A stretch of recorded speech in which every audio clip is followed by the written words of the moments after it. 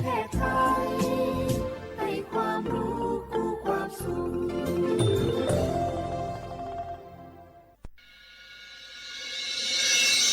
สถานีวิทยุกระจายเสียงแห่งประเทศไทยจังหวัดเชียงใหม่ AM 1476 กิโลเฮิรตซ์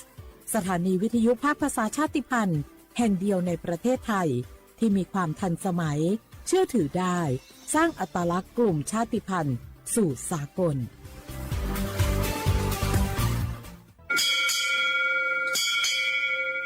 โอโบดะจ้าโอเบชเปอร์เหมอซุงคาปอกว่าย้อซงตัวดูธรรมาสถานีวิทยุภาษาชาติพันธุ์แห่งเดียวในประเทศไทยทันสมัยเชื่อถือได้แล้วพบกันที่สวทเชียงใหม่ AM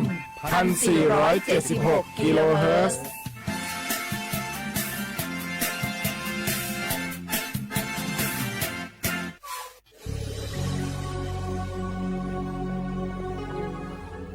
เกิดเป็นคนไทยเติบโตบนผืนแผ่นดินไทยจงภูมิใจในความเป็นไทยชาติไทยเรานั้นนับเป็นชาติที่มีความเป็นมาเก่าแก่ยาวนานเรามีภาษาวัฒนธรรมและมีสิ่งต่างๆที่เป็นเอกลักษณ์ให้เราได้ภาคภูมิใจในความเป็นคนไทยเราควรเห็นคุณค่าและมีความรักชาติหวงแหนแผ่นดินอันเป็นมรดกของบรรพชน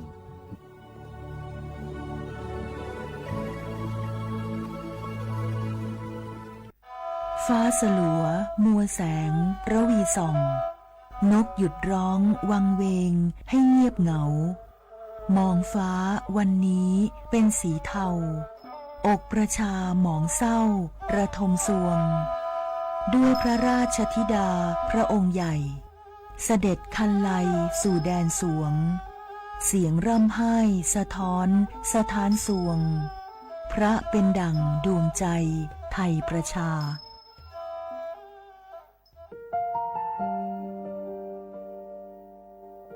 งาฮือละหุยาชอจิทอกาไทมีกเวจอมออเอโลอาสะและไกเปวิทัปปะตองาฮือมีมาลูจาเวโยงาฮือมีเวอเอโลแล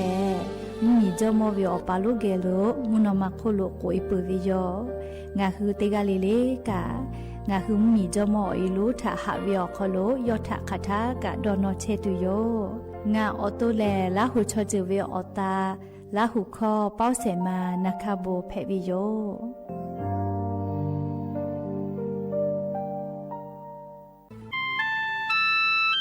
งาคือเจ้าวัดจิ้งใหม่ออกข้อต่อเกือตีออกคอโลโฆษณาติผาคือกาเวลโกจ้าดาลาเพวิโยอลโกงาคือจิ้งใหม่ออกคอโลเวสถานีวิทยุกระจายเสียงแห่งประเทศไทยจังหวัดจิ้งใหม่แลออกข้อต่อเวสายาติผาสู่ไกเวกาวูจ้านหุและโฆษณาติผาคือกาเวลโกจ้าดะคือโทรศัพท์นำบัตรแม่0 5 แซนี่4ขอ0ขอฮีไม่ให้เลกะ0ก้อนี่อ้อขอฮีง่า4ก้อโทรศัพท์นำบัตรชเวทะจ้าดะและโฆษณาติผาคือลาเพดิโย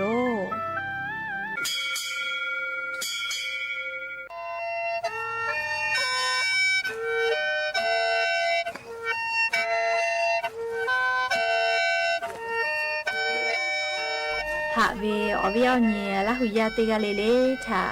ตาอุยอยาเวอคอโลละเซจาเลอรายกาอโบดาจาอคอโลหะยูลาวิโยแมนอคือกากาเชเวอคอตอคือเชแลจี้ใหม่ขอยาลอยาอคอตอคืออตีสถานีวิทยุกระจายเสียงแห่งประเทศไทยจังหวัดเชียงใหม่ AM ติฮิโอฮาสจิคกิโลเฮิรตซ์ติไลปืตาเลนพอติพอ Facebook Fan Pageสวทเชียงใหม่ AM 1476พอไลฟ์สดติดต่อไปเชวิโยตินิเลเลมุหลอกกอวิออยาติชตินาลิตาและซาวุมุหลอกกอติชนาลิทาคากายและมเผือวิออยาฮินาริควายตาและข้อนาริทาคากายติฮาเลเลงาคือละหุคอรายกาอโบดาจาต่อไปเชวิโยและงาออโตละหุคอเป้าเชเซมานาคาโบเมวิโยงาคือละหุยาติกาลิเลกาละหุคอพอนาเลออาชุยอละหุชอเจทะติแกโอกาปิดาเกเพวิโย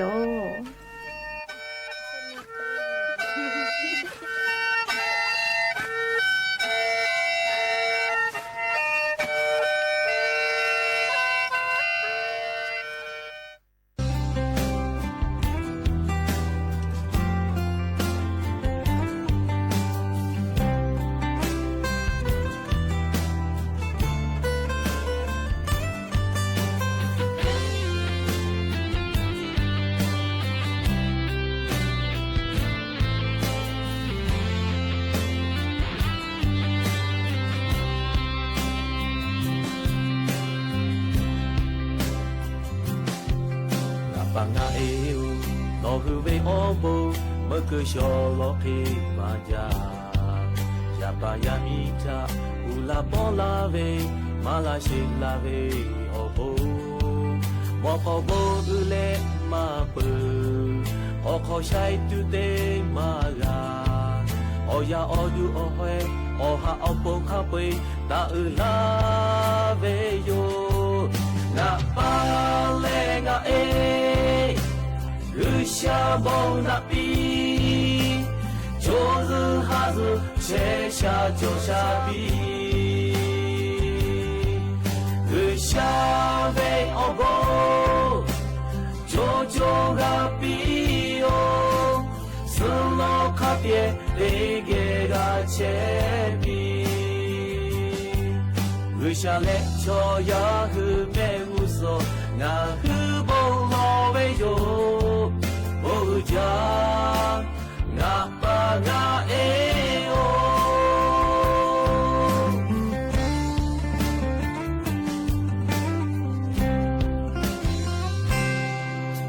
you let ma ga o ta te ma ga o pa o e ve che ku ya pa ya mi bu yo hu ka te ve zo ya je ya ma jo tho可为他，可为马修，哈为他，哈为马修，呀巴呀咪奥布，要去为哈贝为，有得杜马脚，那巴勒那诶，日下包那比，就是哈子切下就下比。日下为奥波，就个比哟，是老卡别得给个切比，日下来就要去没无所，俺去帮老为哟，不家，俺把俺哎哟。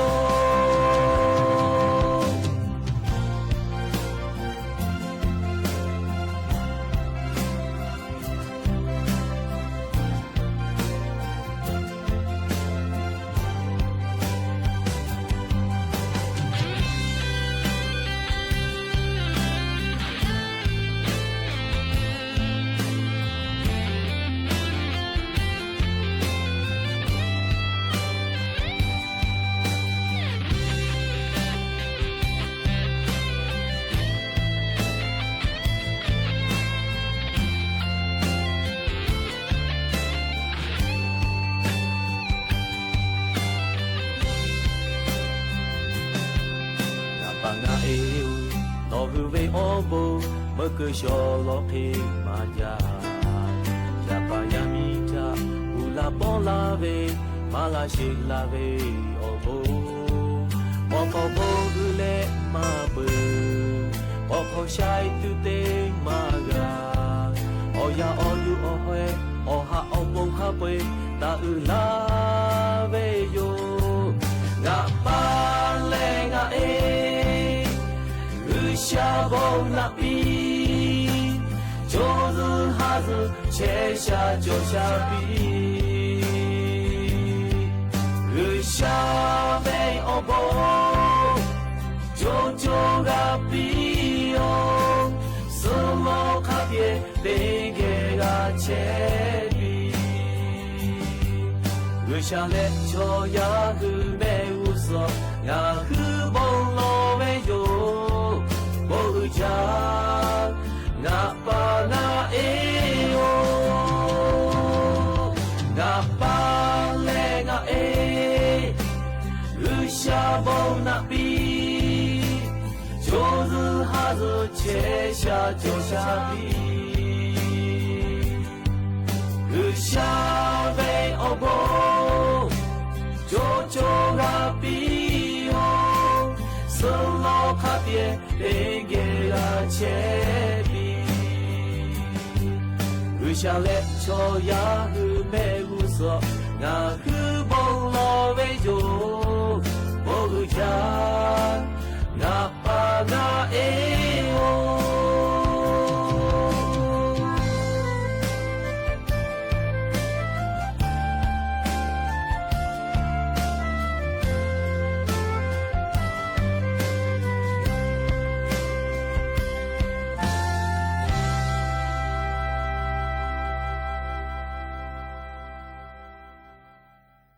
ดะจาวิโยอย่าเปหาติปอทอกาดะจาวิโอเนียยาชอคลงงาคือติปอกกะมีลาแล้วจุป้าอุปารุเชตาวิโอวิโอเนียราหุยาเตียวติแกรายกาอบดะจาอคโลอคอกะกะกะดะกิเชวิทปาตออลอปแลติกะเลเลทาตาอุยอยาวิโอคโลละเซจาเลอรายกาอบดะจาอคโลหะอยู่ลาวิโยแมม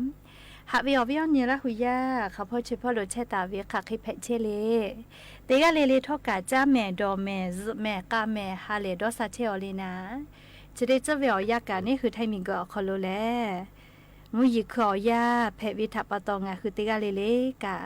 มูยิเซมาคัสปตอลาเวียอานาอากอติพัทะนี่คือตอดะแล้วปูกากากิตูติกาเลเลกะจาวิดอวิเชวิจอวิเตเจเลเลพออายิเตแล้วอาชุยอตุยอยากาทักะเดนิหาซาดักอิสิแมและยันยูเวียยาแลชะได้ซอคอโลกะสเปญีนีฮีฮาปาออกูฮาปาคโลยะเนียวฮาปาซออนีพึนแผวิโยและจะขอทอการนี้ฮีนิชขอขอหาวิวเนียราหุยาติเผาเตฮาเลเลเวียยาฮินาริควายตาเลอก็นาริทักขกายเตฮาเลเลงาคือลาหุคอรายเก่าโบดะเจ้าคโลตอกเชวิโยแมวิทยุเรดิโอพอ AM ติฮิโอฮาสติกกิโลเฮิร์ตติไลพอเพื่อรายการนี้พอติพอแล Facebook Fanpage สวทเชียงใหม่ AM 1476พ่อไลฟ์สดติดต่อกับเชวิโยแม่และจะได้คืองาฮือวิวเนียละหุยากากาเชวิโอเข้าต่อเกิดเฉลสถานีวิทยุกระจายเสียงแห่งประเทศไทยจังหวัดเชียงใหม่สำนักงานประชาสัมพันธ์ที่3กรมประชาสัมพันธ์แพทย์วิโยและอย่าเพื่อหาวิวยาวคโดทอกายูเวลาตาวิมมีพ่อวิซาตาอลอติพาทอกาไล่รอยูเวลาตาวิโยแม่จะได้คืองาฮืออลอเปิดเตลอติแกยูเวลาแล้วกาดะเจดะกิตุเวลาอย่ายิงาฮือเมียวคโลแพกเชวิอเจ้ายามูชามูยิมกะมูฮอพ่อจ้าดะวิซาตาอลอติพาทาอลองาฮือติแกยูเวลาแล้วกาดะเจดะกิตุโยแม่จีจอปากกรมอุตุนิยมวิทยาพ่อยุคือฉันแต่นี่แหละอลอซาตาติผาปีกาลาเวงาคือไทมีกอคอลุทอกาชริซอคอโลข้าพ่อเฉพาะโลกามุยีจอมาลอแม่เตกาตีตีมุยีกะลามาจาเกตุโยเจเลชริซอคอโลกากูให้แหละฝากก็เวลาแม่เลฮาปัสเซนตาเลฮีนีขากายเจมุยีจอมาเวนะเลียเตยาชริคือเวียวยาวคอโลแลงาคือราชมหาสมุทรแปซิฟิกพ่อมูฮอมูยิลูพายุใต้ฝุ่นเลดอฟินโควิตีดีหนัวไต้หวันราชพ่อลุยเชลเจคเตียโกฮาปาเซหินตาเลติชนีเลให้ป๋ามีพ่อลุยตุโยเจอยากข้ามฮอมูยิลูจะได้ดีนี่คือแทงเมียมาหือละจิแม่อยากงาคือแทงเมียนาติต่อพ่อยะนี้เลฮาปาเซออนีตาเลก้อนนี้ฮีฮาปาอกูฮาปาวิอยาชอคโลมูยีลากิตุเวเปเซแลเลขอเชเปเซตาเลฮีเชเปเซมูยีแตกาตาวิเจเลติกาติติมูยีลามาจากิตุโยจิแม่เปตาเลกาภาคอีสานพ่อกะขอเชเปเซตาเลฮีเชเปเซเจไทมีกอก็จะเตตออเชเปเซตาเลขอเชเปเซมูยีตอพ่อขอเชเปเซตาเลฮีเชเปเซไทมีกอฮอเตตอขอเชเปเซออเชเปเซตาเลขอเชเปเซขากายและกุธิพอกาออเชเปเซตาเลขอเชเปเซขากายเจลินเวทยาธางาคือไทมีกอคอโลไลพอกามุยีจอมาเวลอเลลือเลกามุยีลามาจากกอตีลอกโกแลเลกากูเฮกากูฟาตาวิโยละจลาฮาแผตอลาเวแฮปื้อขอวิกะลูยาลาลูฮาลูแผเวอีกะทูมีปะวิชได้ผาถาสติตาเลกากูเฮฟาตาจอวิแมยานิงาคือไทยมุหยอนาติต่อพ่อมุยีลามาจากไอตุยอตีแลจาวะแม่ฮอซอจีแม่จีไมจีให้จังหวัดลำปางลำพูนพะเยาน่านตากและจังหวัดอุตรดิตถ์พ่อขากายเจเลียวอตีจะได้เผาคโลกะยานิเวียวเย้าคโลแลติกาติติมุยีลามาจากไอตุโยเจลีชกาจีจอปากกรมอุตุนิยมวิทยาพ่อโยคือฉันแต่นี่แล้วปีกาลาตาวิสาตาติผาแพวิโยแมมยากนิเวทยาทางาคือแท่งเมียวนาติตอนัวจีให้พ่อกามุยีลาจาวิทปาตอ เลยให้เพื่อขอวิกะลุยะลาเลอมียาเชกือข้าคอลอคอลูกะอีกะทูวิจิแม่เลยยะซ้อมทีละเป้าออนาริเวอยาคอโลหนัวจีไฮติต่อพอเลยอีกะหลอลำน้ำห้วยงามแล้วอีกะหลอกขุนแม่โปงก็เวอีกะให้เพื่อขอเวมุยีลาจาลีกะลุยะลาและบ้านดอนงามหมู่อ้อและรีบ้านดอนใหม่ดอนงามหมู่ติดสเตตำบลโชคชัยอำเภอดอยหลวงจังหวัดจีให้พอให้เพื่อขอเวคือลูฮาลูเตเวลาลีกะลุยะลาและลีกะตือยะลาลีกะลุยะลาแล้วงะหึมมียะเชคือข้าคอลอคอโลอีกะถูวิเจเลชมะใหม่มาเฮลอแม่เลยกะถูเลมอจีเยกะขอกะอีกะลุลาและลูวิซิวิอจะได้ผักคบิกะฟูวิเจเลนัวดอยหลวงพ่อจีแม่เลียอำเภอดอยหลวงจังหวัดจีให้ติดต่อพ่อจีก็มามุยีลาจาเวทัปตอลีให้เพื่อขอวิกะลอกะนิมากาสลุยาลาแลเนี่ยแน่เตเลค่ะคอลอคอโลอีกะลูลูลาแลอีกะถูแล้วลูวิซิวิอจะได้ผัดรับฟูมาวิลอเลียมทีละเป้าออนาริวิอยาจอยเวทัปตอมอวะกูมาตายวินะลีกะทูวิชอคือจักว่าเจมาเฮลอแม่เลียปุตะกูจอเจนี่เจกาวิลอเรียกก็อีกะกาทิยะลาวิเจเรียกก็งะคือเตกาลิเลกาซาตากะคาเดพอหายอยู่แล้วกูให้กูฝากก็เวน่าเลียวลอกว่ามุยิขอยาออกคอโลแลเลียวอเจจะได้พาละจะละฮะ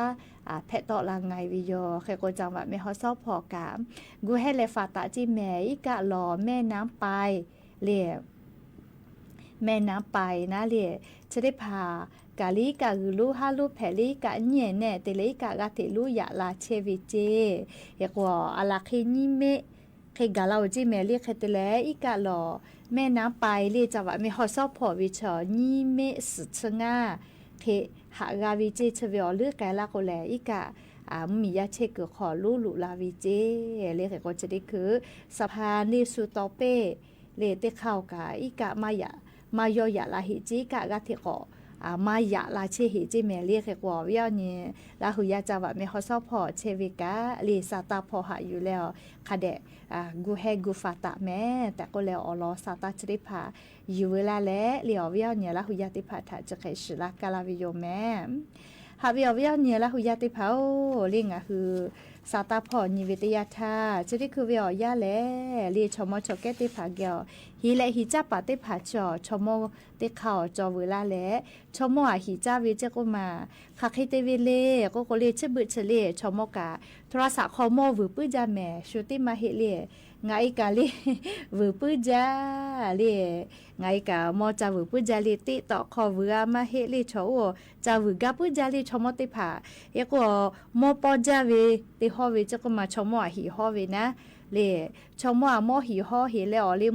มือลอกชมอธนาคารบัญชีอคลุพูจัวเวคาเปข้อเฉาะไกปือเวลาเจ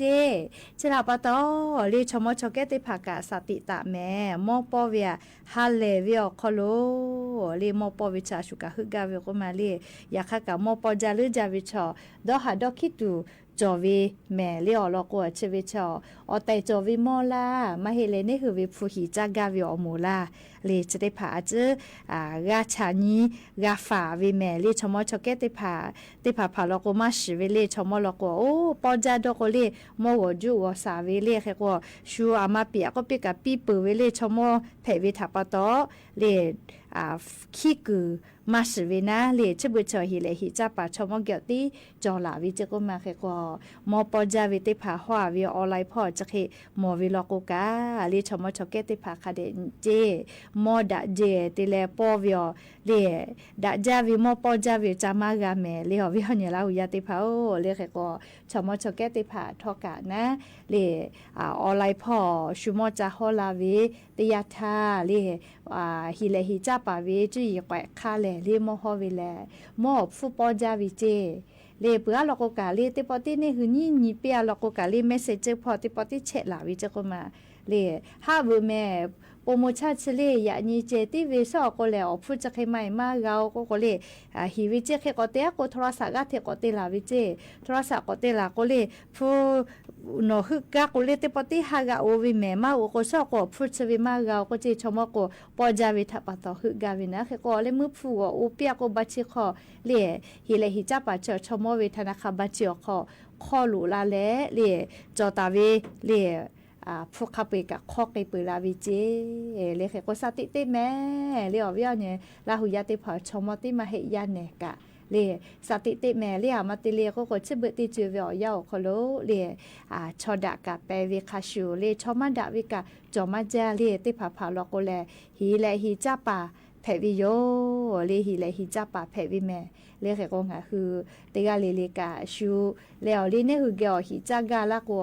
โยกะที่กูวิจิกมาเลยจะเคยเจติกาวิแม่เลยกิมกิจติลาวินาเลยเฮก็วิญญาณละหุยติกาเลยกะเลยจะได้เจอเวียยาวขโลลิงะคือสตาพอหาอยู่เวกะคาเดพอหาอยู่แล้วเลยเจ้ายากาสเนี่ยคือตัวเนี่ยคือแยกกะก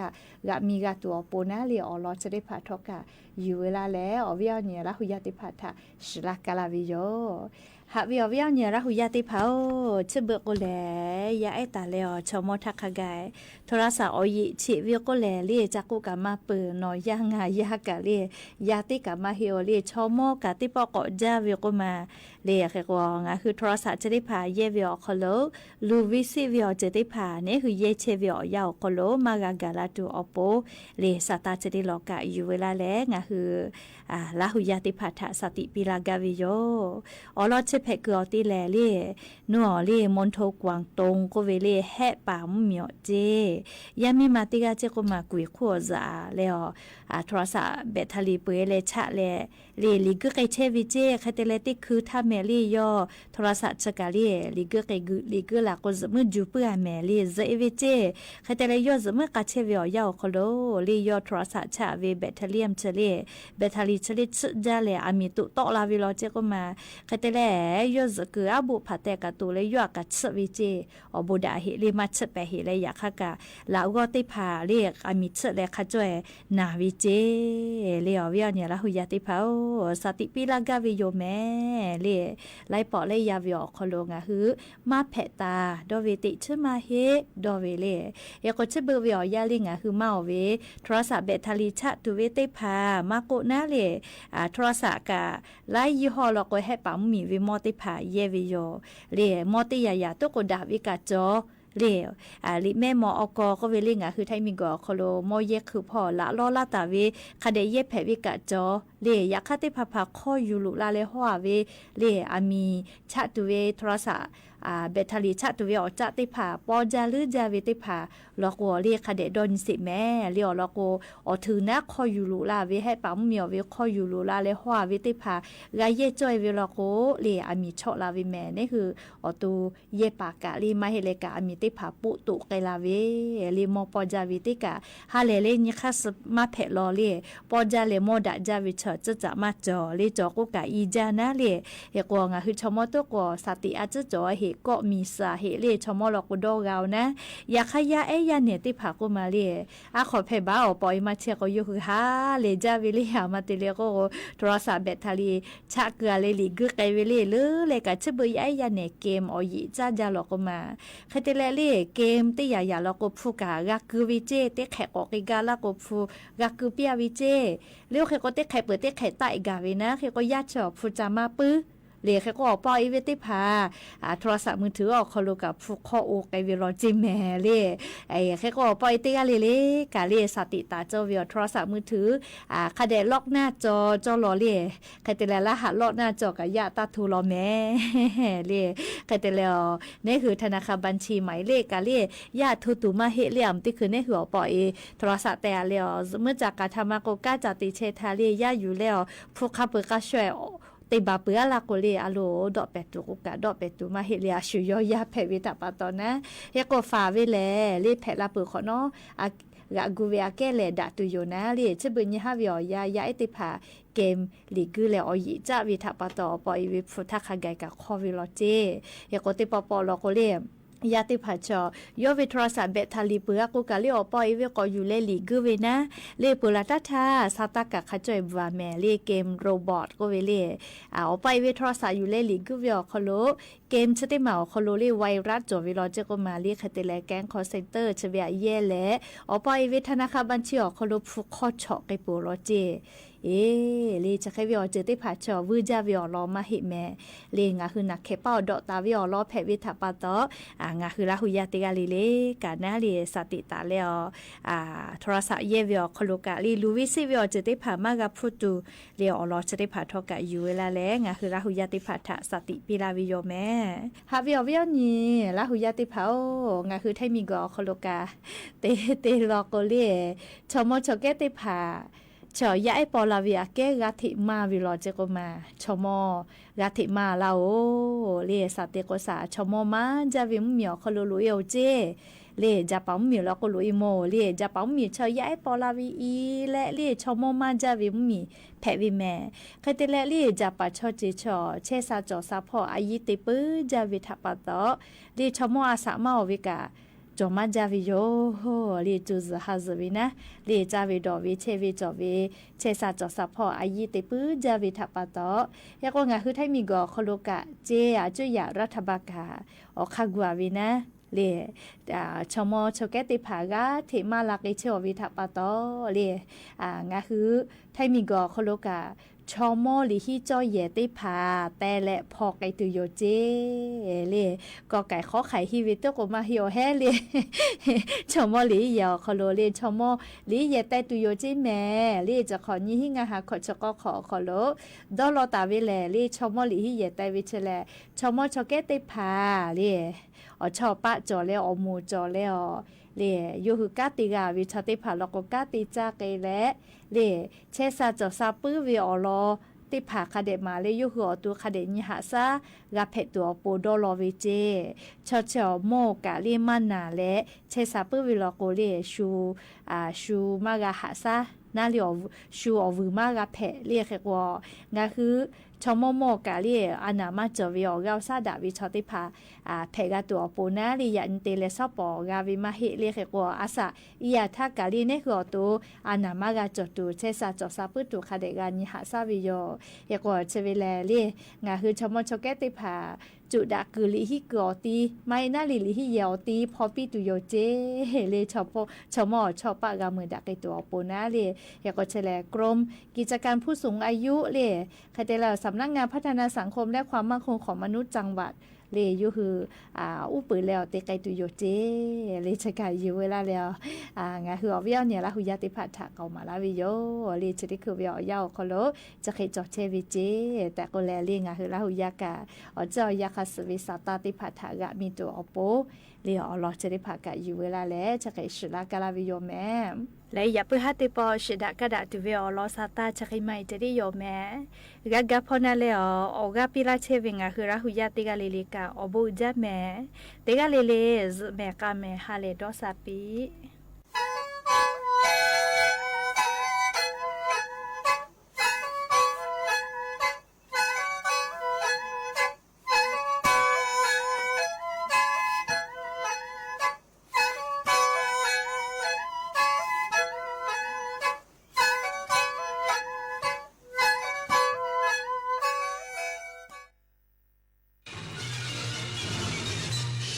สถานีวิทยุกระจายเสียงแห่งประเทศไทยและเครือข่ายทั่วประเทศเสนอข่าวต้นชั่วโมง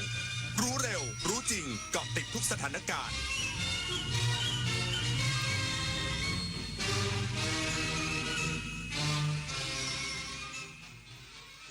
รับฟังข่าวต้นชั่วโมง 21 นาฬิกากับธราวุฒิวิชัยดิษฐ์ครับนายกรัฐมนตรีและคณะเดินทางกลับถึงประเทศไทยแล้วหลังเสร็จสิ้นภารกิจการเยือนสาธารณรัฐอินโดนีเซียอีกสักครู่กลับมาติดตามรายละเอียดครับกราบก้มบังคมบาทปิยราชธิดาพระเสด็จสู่ฟ้าปวงประชาร่ำให้ครวญนานาพระกรณียกิจในดวงจิตทวินหวนทุกเร้าเศร้าในสวงพระคือดวงใจไทย เธอดูโพสต์นี้ดิน้องหมาโดนรถชนแผลใหญ่เลยเขาขอรับบริจาคด่วนฉันจะโอนช่วยน้องหน่อยเดี๋ยวรูปนี้เหมือนเคยเห็นในเพจอื่นเมื่อปีที่แล้วเลยนะลองเอาไปเสิร์ชดูหรือยังจริงด้วยชื่อบัญชีที่ลงไว้เป็นชื่อบุคคลไม่ใช่มูลนิธิอีกนั่นแหละมิจฉาชีพถ้าจะช่วยจริงต้องเช็คชื่อบัญชีให้ตรงกับรายชื่อมูลนิธิสัตว์ที่จดทะเบียนถูกต้องอย่าให้ความใจบุญกลายเป็นเหยื่อของมิจฉาชีพเช็คให้ชัวร์ก่อนกดโอนแผ่นดินนี้หล่อหลอมเราด้วยความรักความเสียสละและความสามัคคีชาติศาสนาพระมหากษัตริย์คือศูนย์รวมจิตใจที่ทำให้คนไทยยืนหยัดอย่างภาคภูมิร่วมกันทำความดีรักษาวัฒนธรรมและส่งต่อความรักนี้จากรุ่นสู่รุ่นเพราะหัวใจของคนไทยรวมเป็นหนึ่งเดียวเพื่อสถาบันหลักของชาติเรารักประเทศไทยถนนดนตรีไลฟ์เดือนสิงหาคมมิตรภาพผูกดวงใจกอดคอกันร้องเพลงอำลาถนนดนตรีไลฟ์กับมาลีหัวหน้าวันพฤหัสบดีที่ 6 สิงหาคม 2569 เวลา 18 นาฬิกาณห้องออดิทอเรียมอาคารศูนย์ปฏิบัติการสื่อใหม่กรมประชาสัมพันธ์ถนนวิภาวดีรังสิตดินแดงกรุงเทพมหานครติดต่อเข้าชมโดยไม่เสียค่าใช้จ่ายได้ที่ Facebook ถนนดนตรีเรายังเป็นนักเดินทางนายกรัฐมนตรีเดินทางกลับถึงประเทศไทยหลังการเยือนสาธารณรัฐอินโดนีเซียอย่างเป็นทางการเพื่อกระชับความร่วมมือการค้าการลงทุนและความมั่นคงนายอนุทินชาญวีรกูลนายกรัฐมนตรีพร้อมคณะรัฐมนตรีเดินทางกลับถึงประเทศไทยแล้วเมื่อเวลา 20:10 นาทีที่ผ่านมาภายหลังการเยือนสาธารณรัฐอินโดนีเซียอย่างเป็นทางการระหว่างวันที่ 3-4 สิงหาคม 2569เพื่อหารือกับนายปราโบโวซูบียันโตประธานาธิบดีสาธารณรัฐอินโดนีเซียในการยกระดับความเป็นหุ้นส่วนทางยุทธศาสตร์ระหว่างสองประเทศ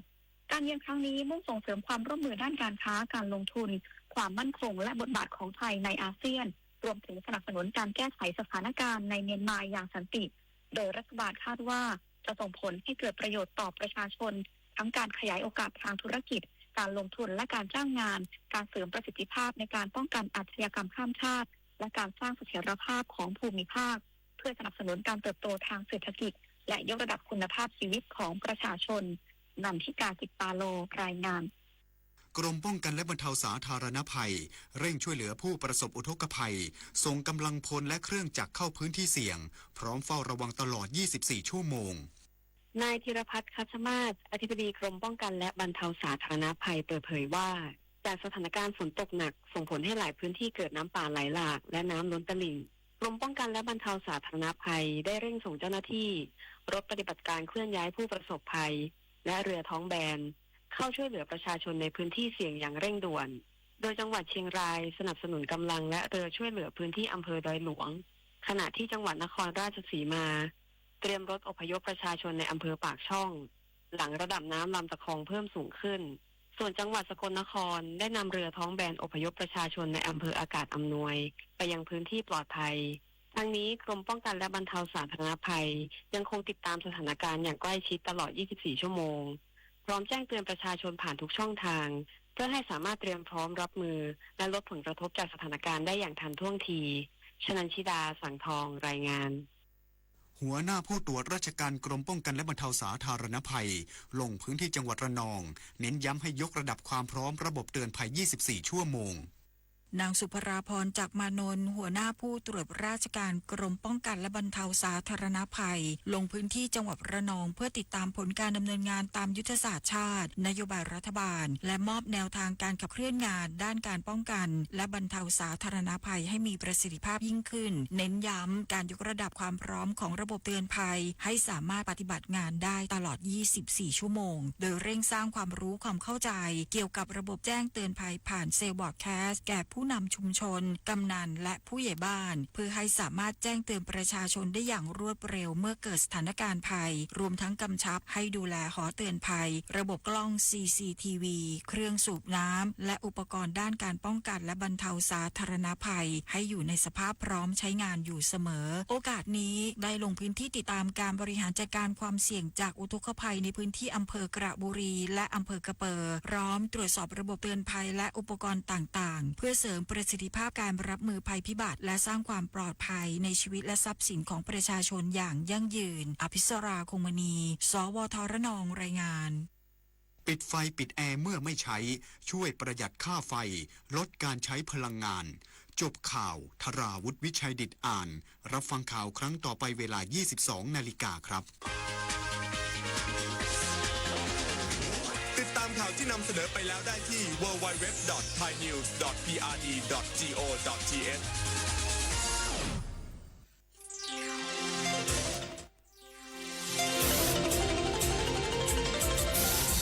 วิทยุแห่งประเทศไทยให้ความรู้คู่ความสุข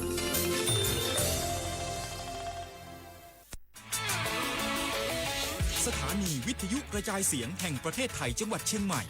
FM 93.25 เมกะเฮิรตซ์ผู้นำด้านข่าวสารในจังหวัดเชียงใหม่โดยเน้นการมีส่วนร่วมของภาครัฐภาคเอกชนและเครือข่ายภาคประชาชนในพื้นที่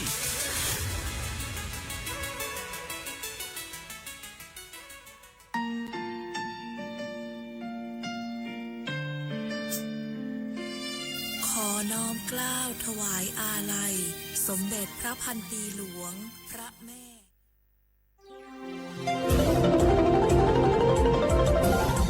วิทยุแห่งประเทศไทยให้ความรู้คู่ความสุข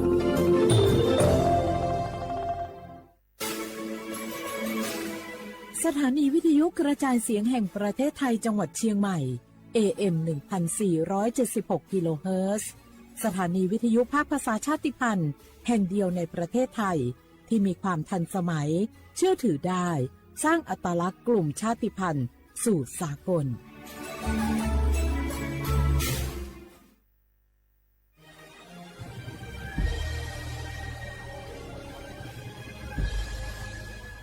เกิดเป็นคนไทยเติบโตบนผืนแผ่นดินไทยจงภูมิใจในความเป็นไทยชาติไทยเรานั้นนับเป็นชาติที่มีความเป็นมาเก่าแก่ยาวนานเรามีภาษาวัฒนธรรมและมีสิ่งต่างๆที่เป็นเอกลักษณ์ให้เราได้ภาคภูมิใจในความเป็นคนไทย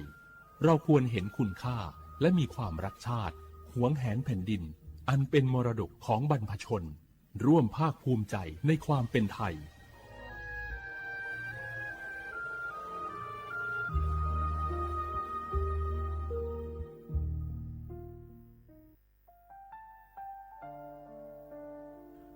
อาเดือไทยมิขอสองผาอามาสมเด็จพระนางเจ้าสิริกิติ์พระบรมราชินีนาถพระบรมราชชนนีพันปีหลวงควยตาโอดาเลียกาชายันดาชอเนมาอายออามามิขอเปียวเนไทยมิขอกะดูอาคาชอเจอกะดูเงเกเนลาหมายแอจิเชนีถามิเนนือมาละเควมาเงเลเชญาเธอมิเนอาดืมาโยอานาลูอายองเนเกเนโยเยบอเนมาอีนอายอมโดอาดืเนโกเอียเนควยตาโอดาเลมิเนนือมาเนสาวเนวอโจโจเอเกญาอาดืมาโยอานาลูอายองนือมาละเควย่อจอนาลูเนเกเนโยเยบอชอเนมางามาอาขาวชอเจโยกานาลูก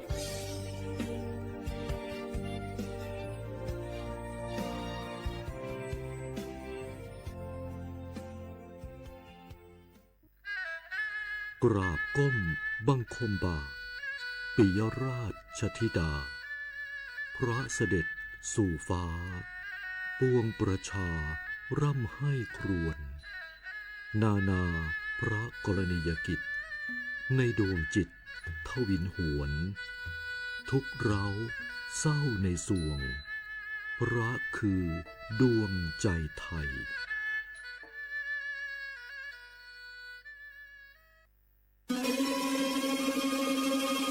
ก้าวสำคัญมาถึงแล้วเจียงใหม่น ครหลวงของล้านนาสู่การเป็นมรดกโลกต่างวัฒนธรรมขององค์การยูเนสโกเมืองที่ยังมีชีวิตและมีประชาชนอาศัยอยู่ร่วมกันวันที่ 3-8 สิงหาคม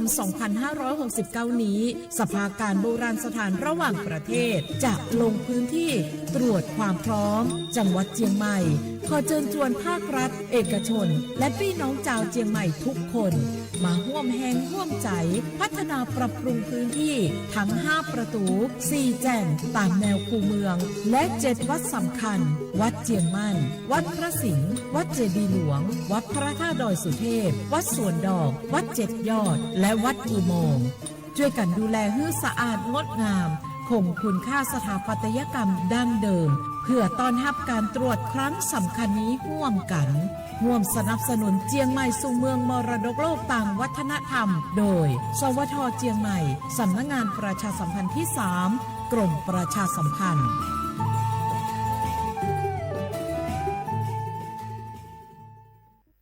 สปสชโยอานาลูกาดูยมือจสาโดลัญญา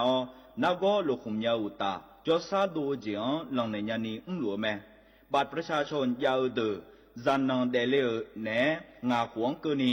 โลคุมยากาดูวันโรคตับอักเสบบีบาดทะยักคอตีบไอกรนโพลิโอเยื่อหุ้มสมองอักเสบวัซีจอนเอลแมโรตา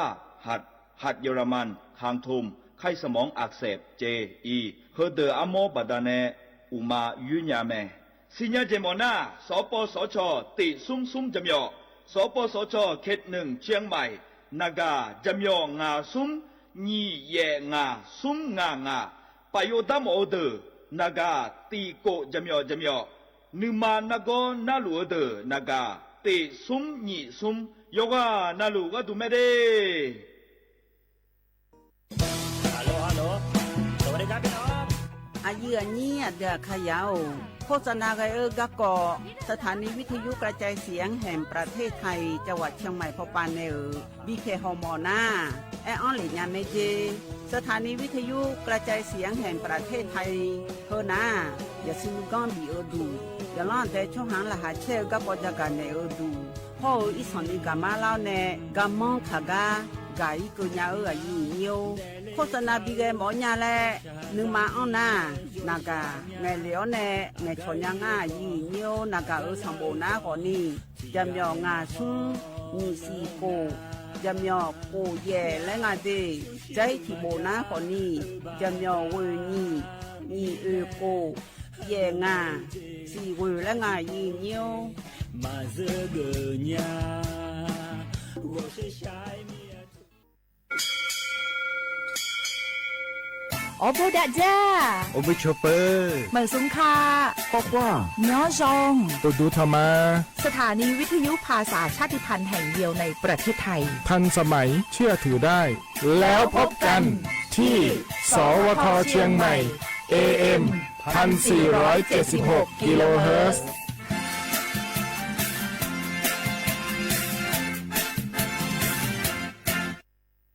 ข้าชอเมนู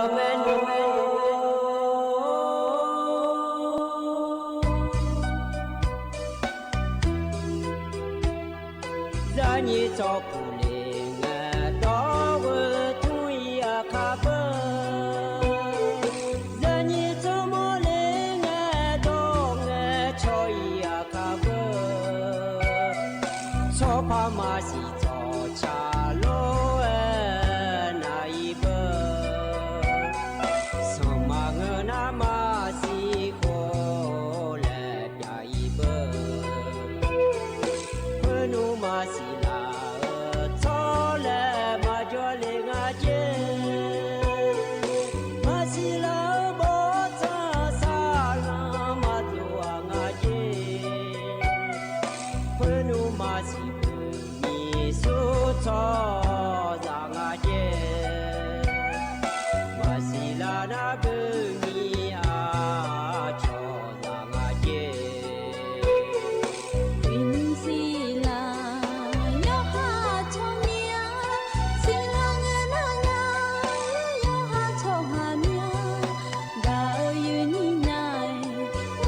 错错命，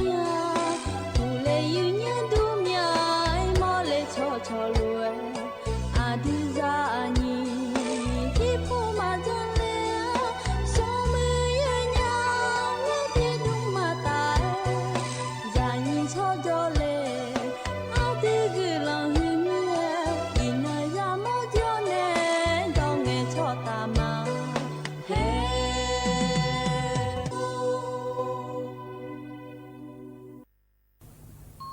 能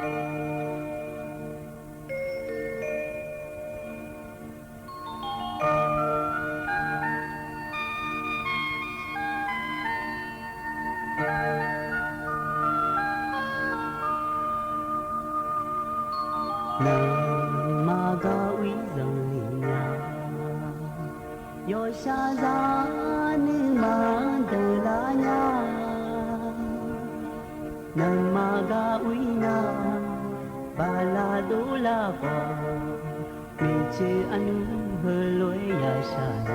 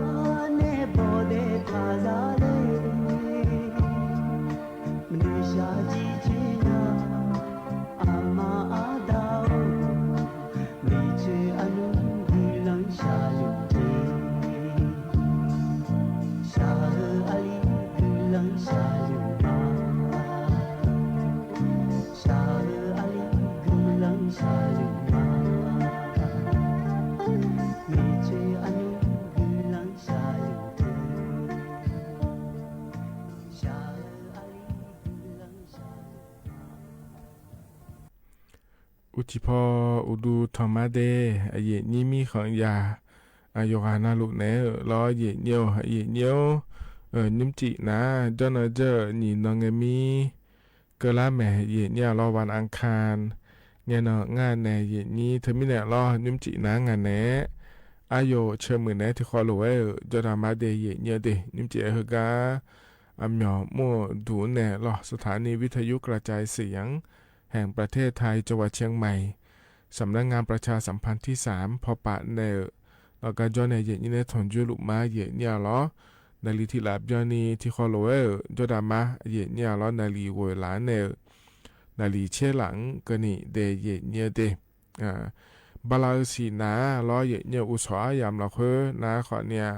วันจันทร์วันพุธห้องในวันศุกร์กันเนอะล้องานแหนที่ขอรู้ถอนจุเนี่ยล้อเย็นเนี่ยอุจิอปากระดูนะวันอังคารห้องในวันพฤหัสบดีและงานในนี้เฮนิมีงานนี้ที่เขารู้ว่าจะทำมาเดียเนี่ยเดียนะจนงาน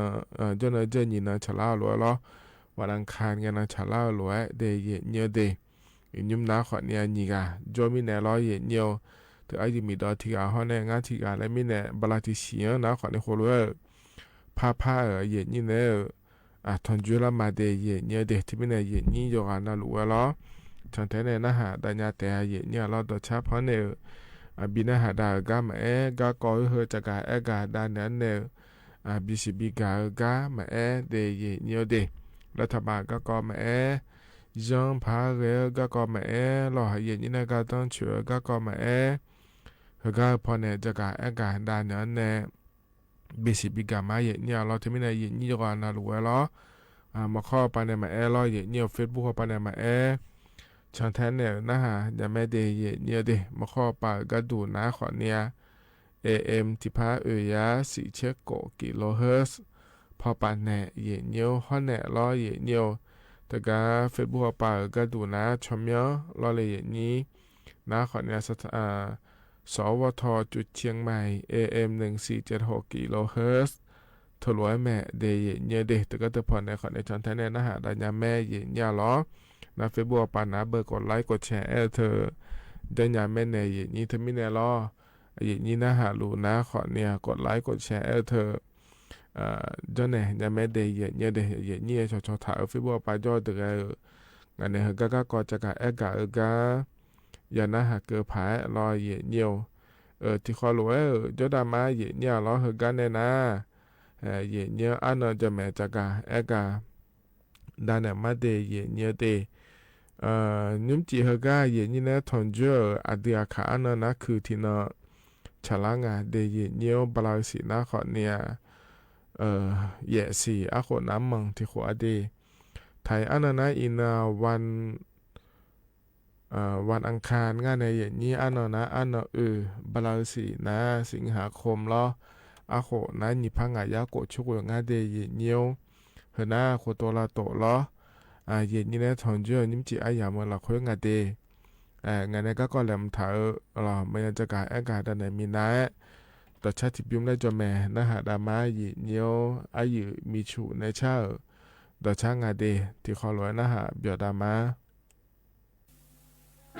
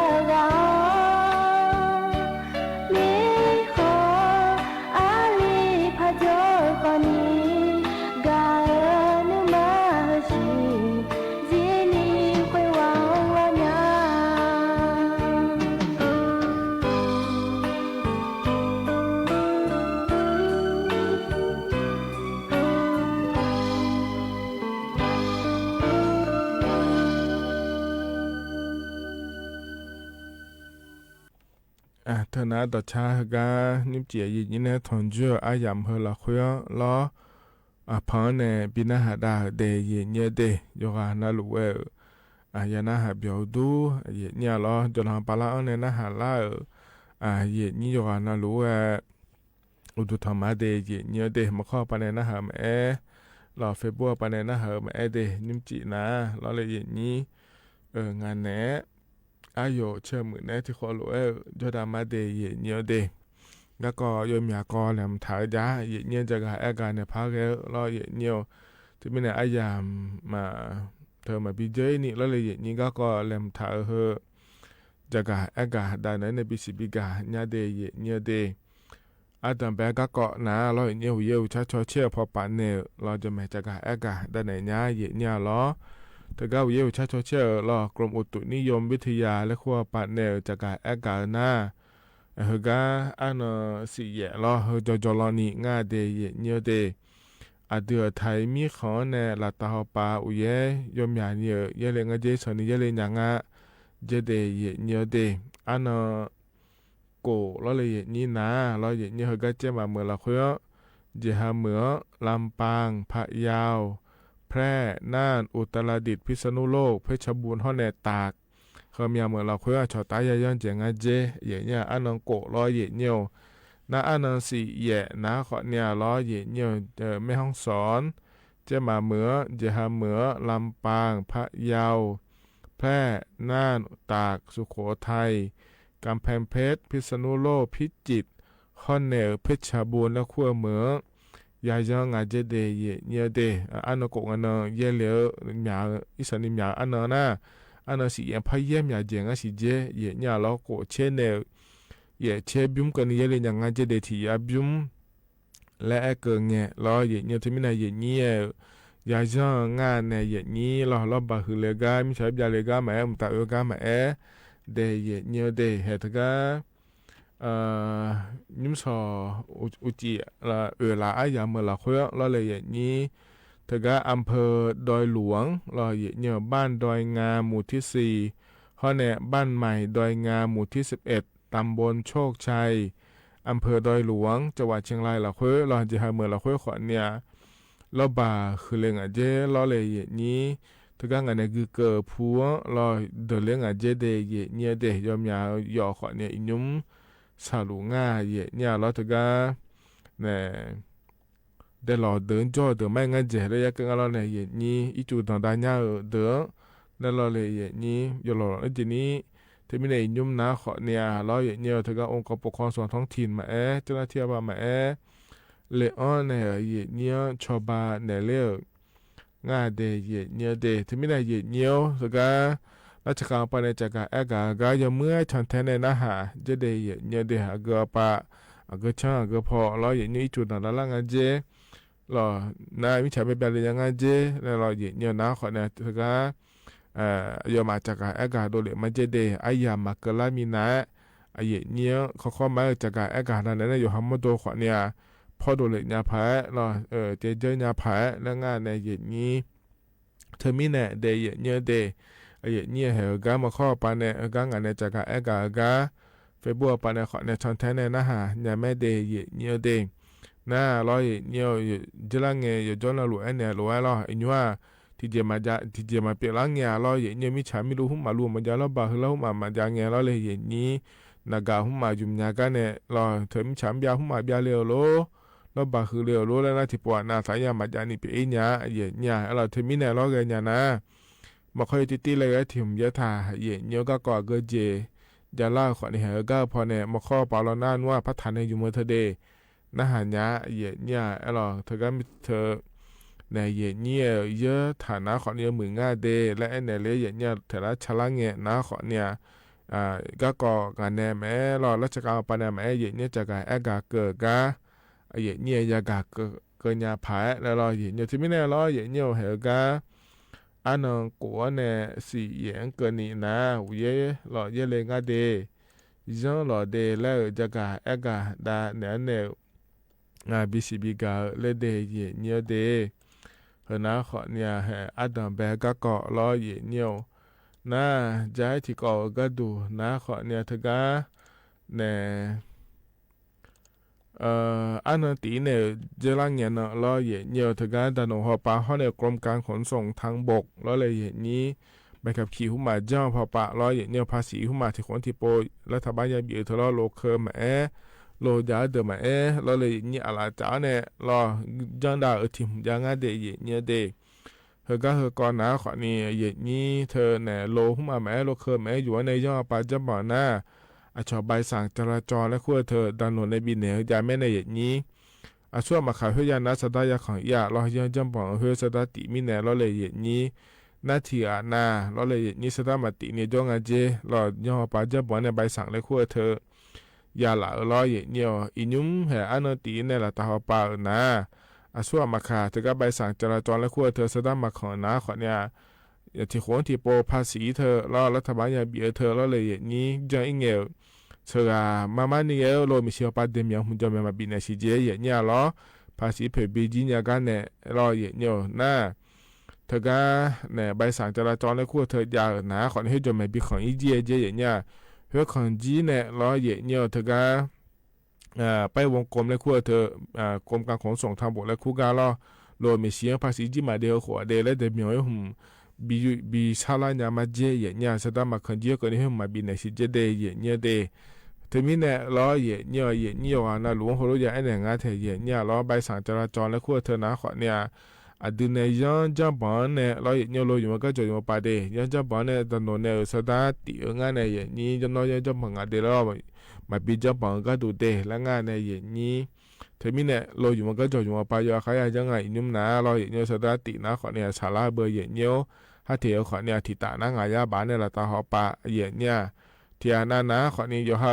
เจริญเนี่ยเรายังจะบอกยังง่าโลใบสั่งจราจรและขั้วเธอยังง่าโลแล้วเราอย่างนี้จะเชื่อหมอนะขอเนี่ย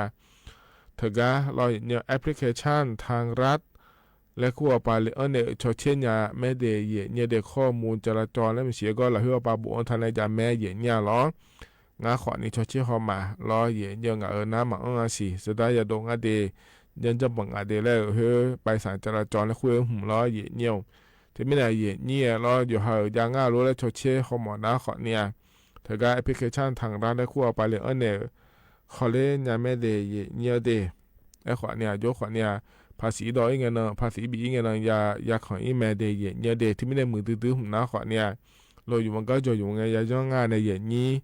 รอเธอย่อไปตัดย่อบังเดเหยียดเนี่ยเดอยู่ห่างย่อมันย่อบังนะตอนวันที่จะมาเจ้าเนี่ยอย่างอย่าบอกสุดเลยเนี่ยสดาติดใจแล้วขอนี่มาเงาอย่างเนี้ยเธอมีเนี่ยรอเฮ้นะขอนี่เขาเลยเกิดได้ยังไงเดย์ย่อปลาลุงอยู่ก็จนอยู่ปลาย่อขายย่อเดย์และอย่างจะกะเอกะเฮนั้นยุ่มอาดัมไปยามเฮละเฮรออย่างนี้เนี่ยทนจุนเนี่ยจะกะด้านนั้นในบิสิบิกะก็เกาะเดย์อย่างเนี้ยเดย์เหตุการณ์หนาวเนี่ยเราอย่างนี้ต่อชาติบิมแล้วพนักหาดามาอย่างนี้ล้ออดมลองในชาต่อชางาเดอย่างนี้เดที่ขอร้อยนะหาบดามา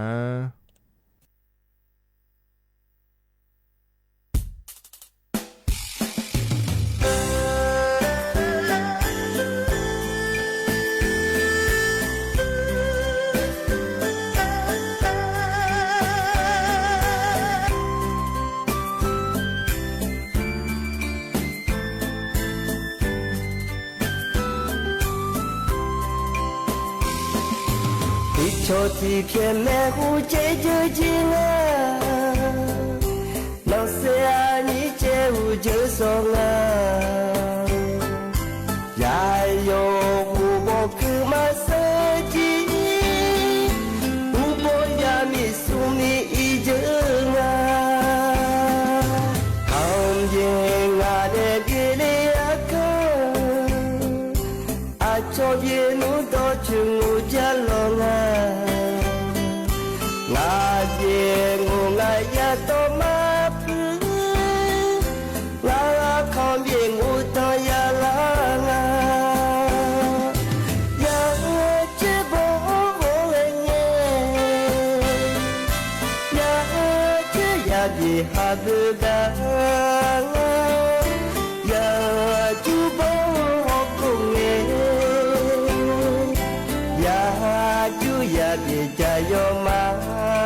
ka bo ho nhong nghe ya so ya ye ye lo yo cho ho pi te ye ya la lo nya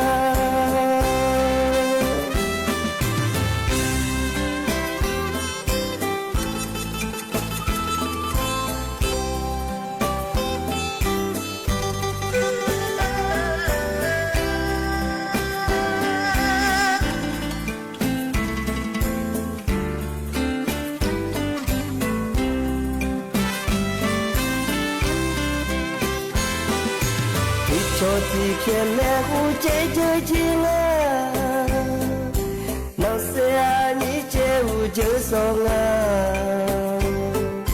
ya yo hú bò cứ mà sơ chi hú bò ya mi su mi y chơ à không ye ngà để đi đi à cơ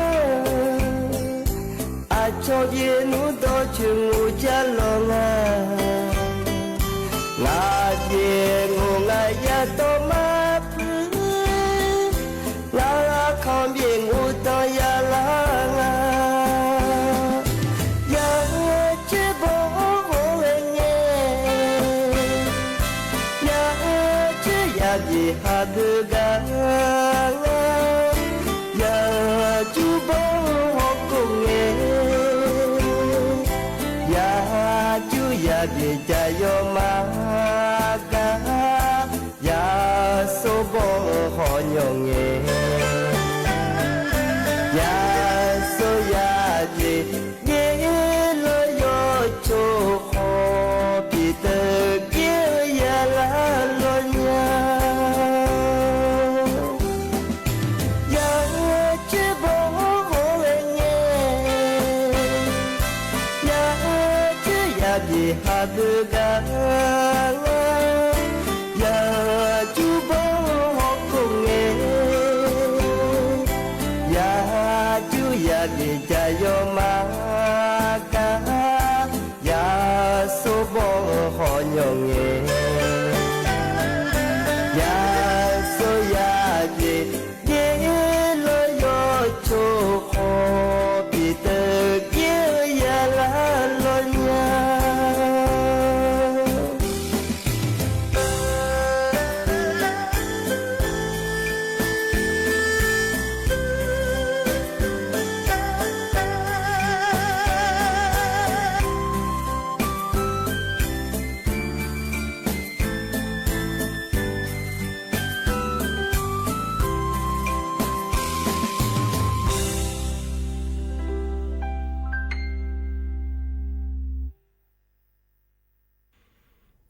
เธอนะต่อชาอาโดมอลในชาล้อเย็นยุ่มจีเหกาเย็นยี่ในยาถอนจัวอายามเหล่าคุยล้อเพราะเนี่ยบินาหาดาเดเย็นเยอะเดโยฮานาลูเวยานาหับโยดูเย็นเนี่ยล้อเหกาจนปาลาในนาหาลา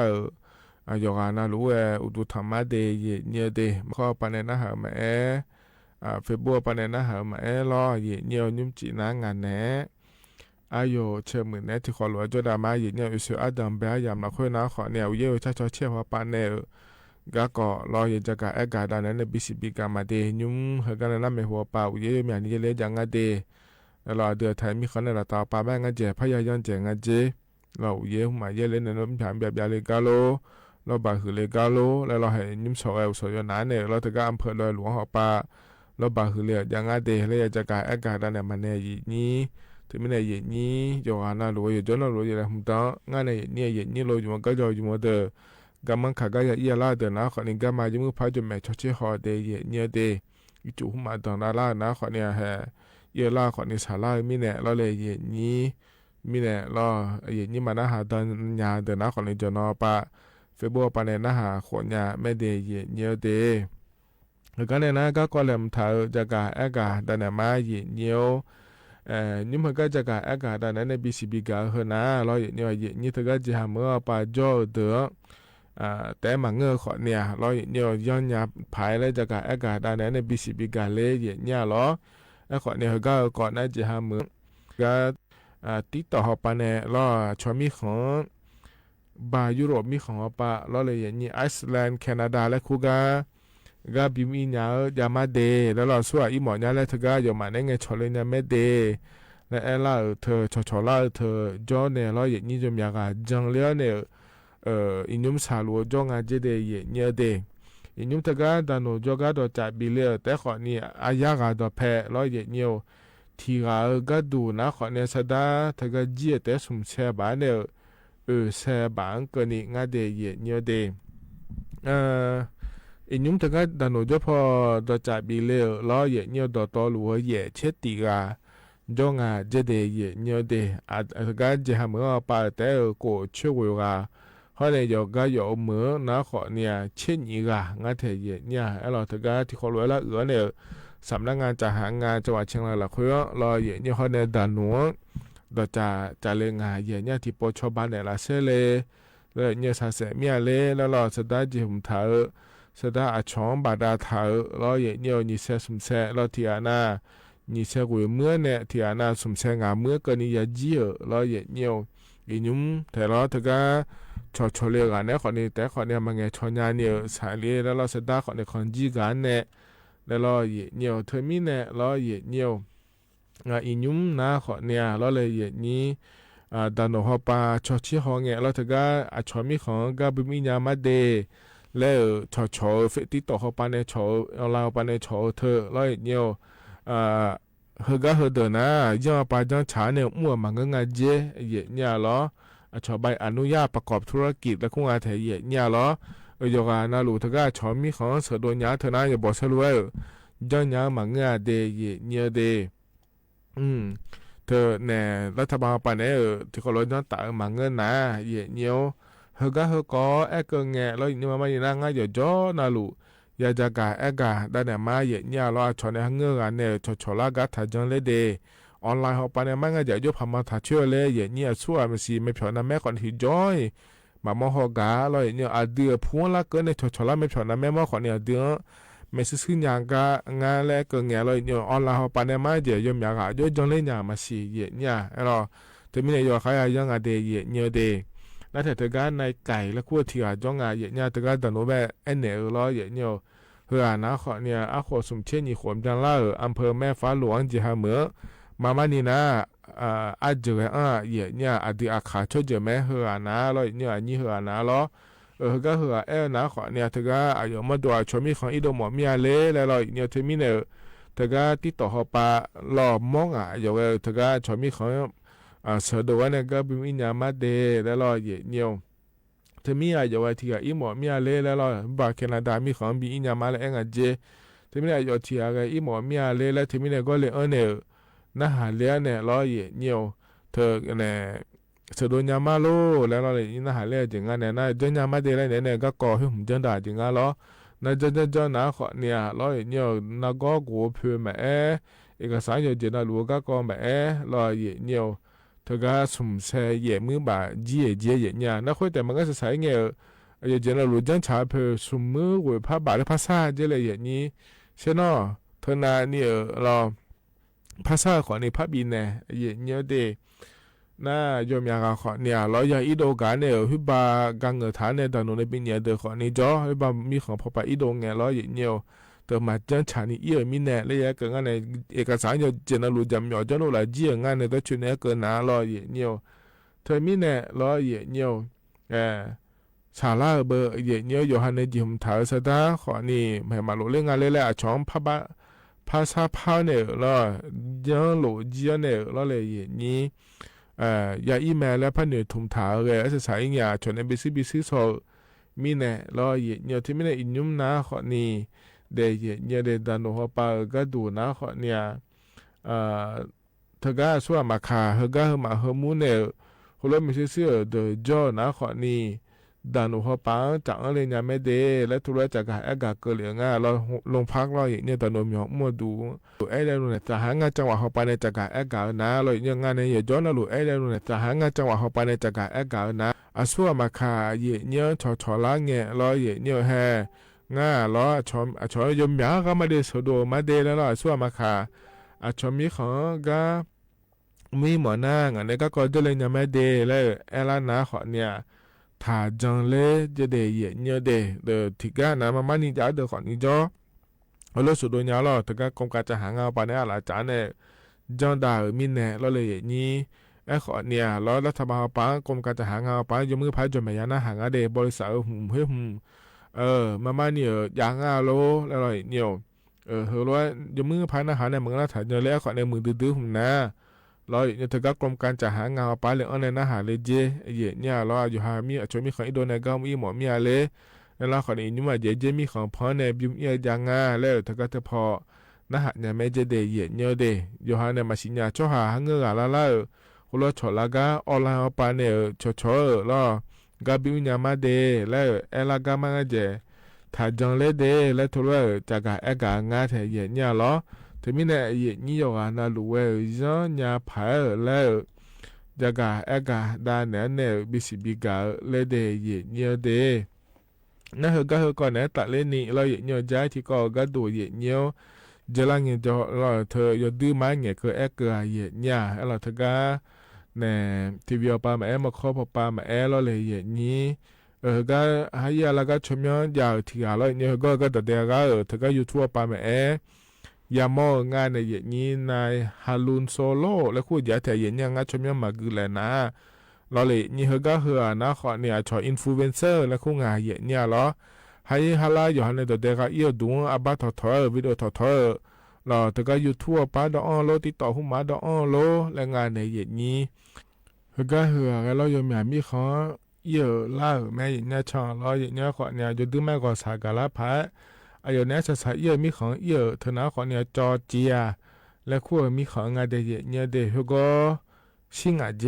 เนี่ยด้วยเนี่ยชิมาสิเนี่ยเราเธอเนี่ยยุ่งตอนนั้นป้าขอเนี่ยชดเชยลูกงานสิเดเธอมีเนี่ยรอเนี่ยนี่ที่อะไรขอเนี่ยก็เยอะรอช่างรอเนี่ยนะขอเนี่ยรออยู่ขายยังอาเดแล้วจะกะด้านนั้นเนี่ยบิสิบิกาเลยเนี่ยรอให้เธอก็เดี๋ยวไทยมีของเราคุยขอนี่เงื้อรอเธอก็เนี่ยรัสเซียมีของเนี่ยล่านี่อ่ะรอเดือไทยช่วยหาเนี่ยบิลาเซงอาเดแล้วดอลลาร์ยามอแมเนี่ยนี่ที่วิวป้าขอนี่เงื้อรอนี่ที่มีเนี่ยอยู่ในมาชิญญาก็ยังนะขอเนี่ยอยู่ขายยังเดอาลีอาบู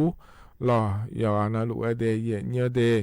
มีเนี่ยนะขอเนี่ยอยู่นะลูกย้อนยาพายแล้วจะกะด้านไหนเลยเดเนี่ยเดขณะต่อลูกนิ่มจีเฮกานี่เนี่ยถอนจั่วอายามเฮลาคุยล้อจะกะด้านนั้นเนี่ยบิสิบิกาเดเนี่ยเฮกาหนาวเนี่ยล้อเนี่ยต่อชัดทิบยุมแล้วพนาหาดามา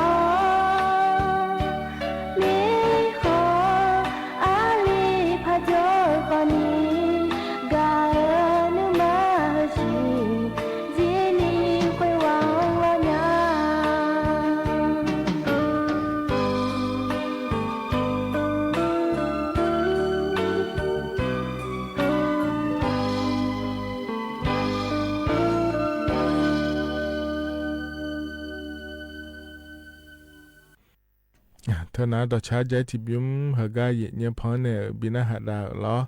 ยานาหับเบียวด้วยเยเนี่ยเฮกาเนี่ยนะอายามเข้าใจละเฮอายชาบินาหัดดาแกมาเดอายมีพาวยกูในชางาเยเนี่ยล้อหึมพร้อมบินาหัดดาเนี่ยล้ออายามเจียนะก็อีมาอุจิอุเมเดอาคันนึงสอดราคาแช่ตานิทุลาเนี่ยล้อที่ขอรวยนาลีเยลาเนี่ยกว่าหลังเกินนี่แล้วพัฒนจุลามาเดก็อีมาเดอุดูธรรมะ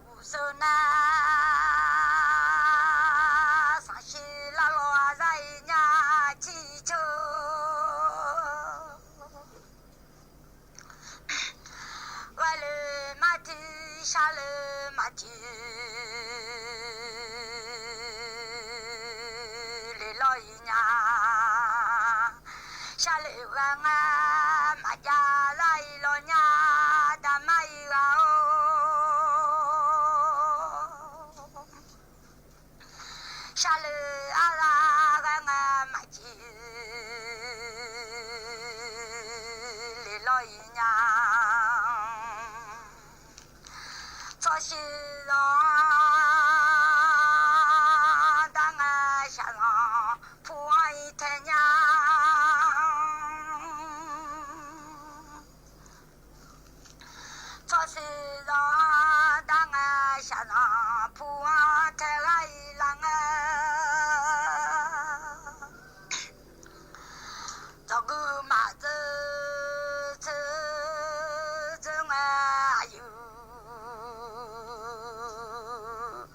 这草真啊，大麦哟，早呀你嘛就吃啊用啊，那个啊有嘛苦嘛这呀，早呀你嘛苦嘛就。那个啊有苦啊，苦着啊，咱了姐姐马上了。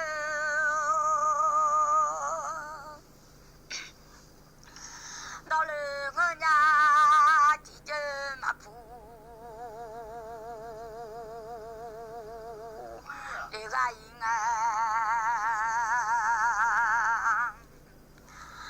也是马门大。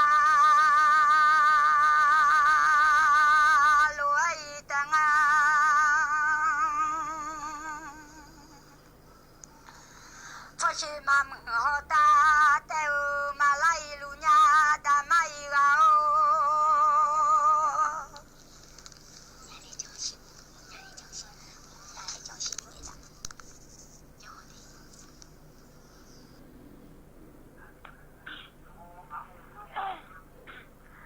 咱你吵架啊，记得。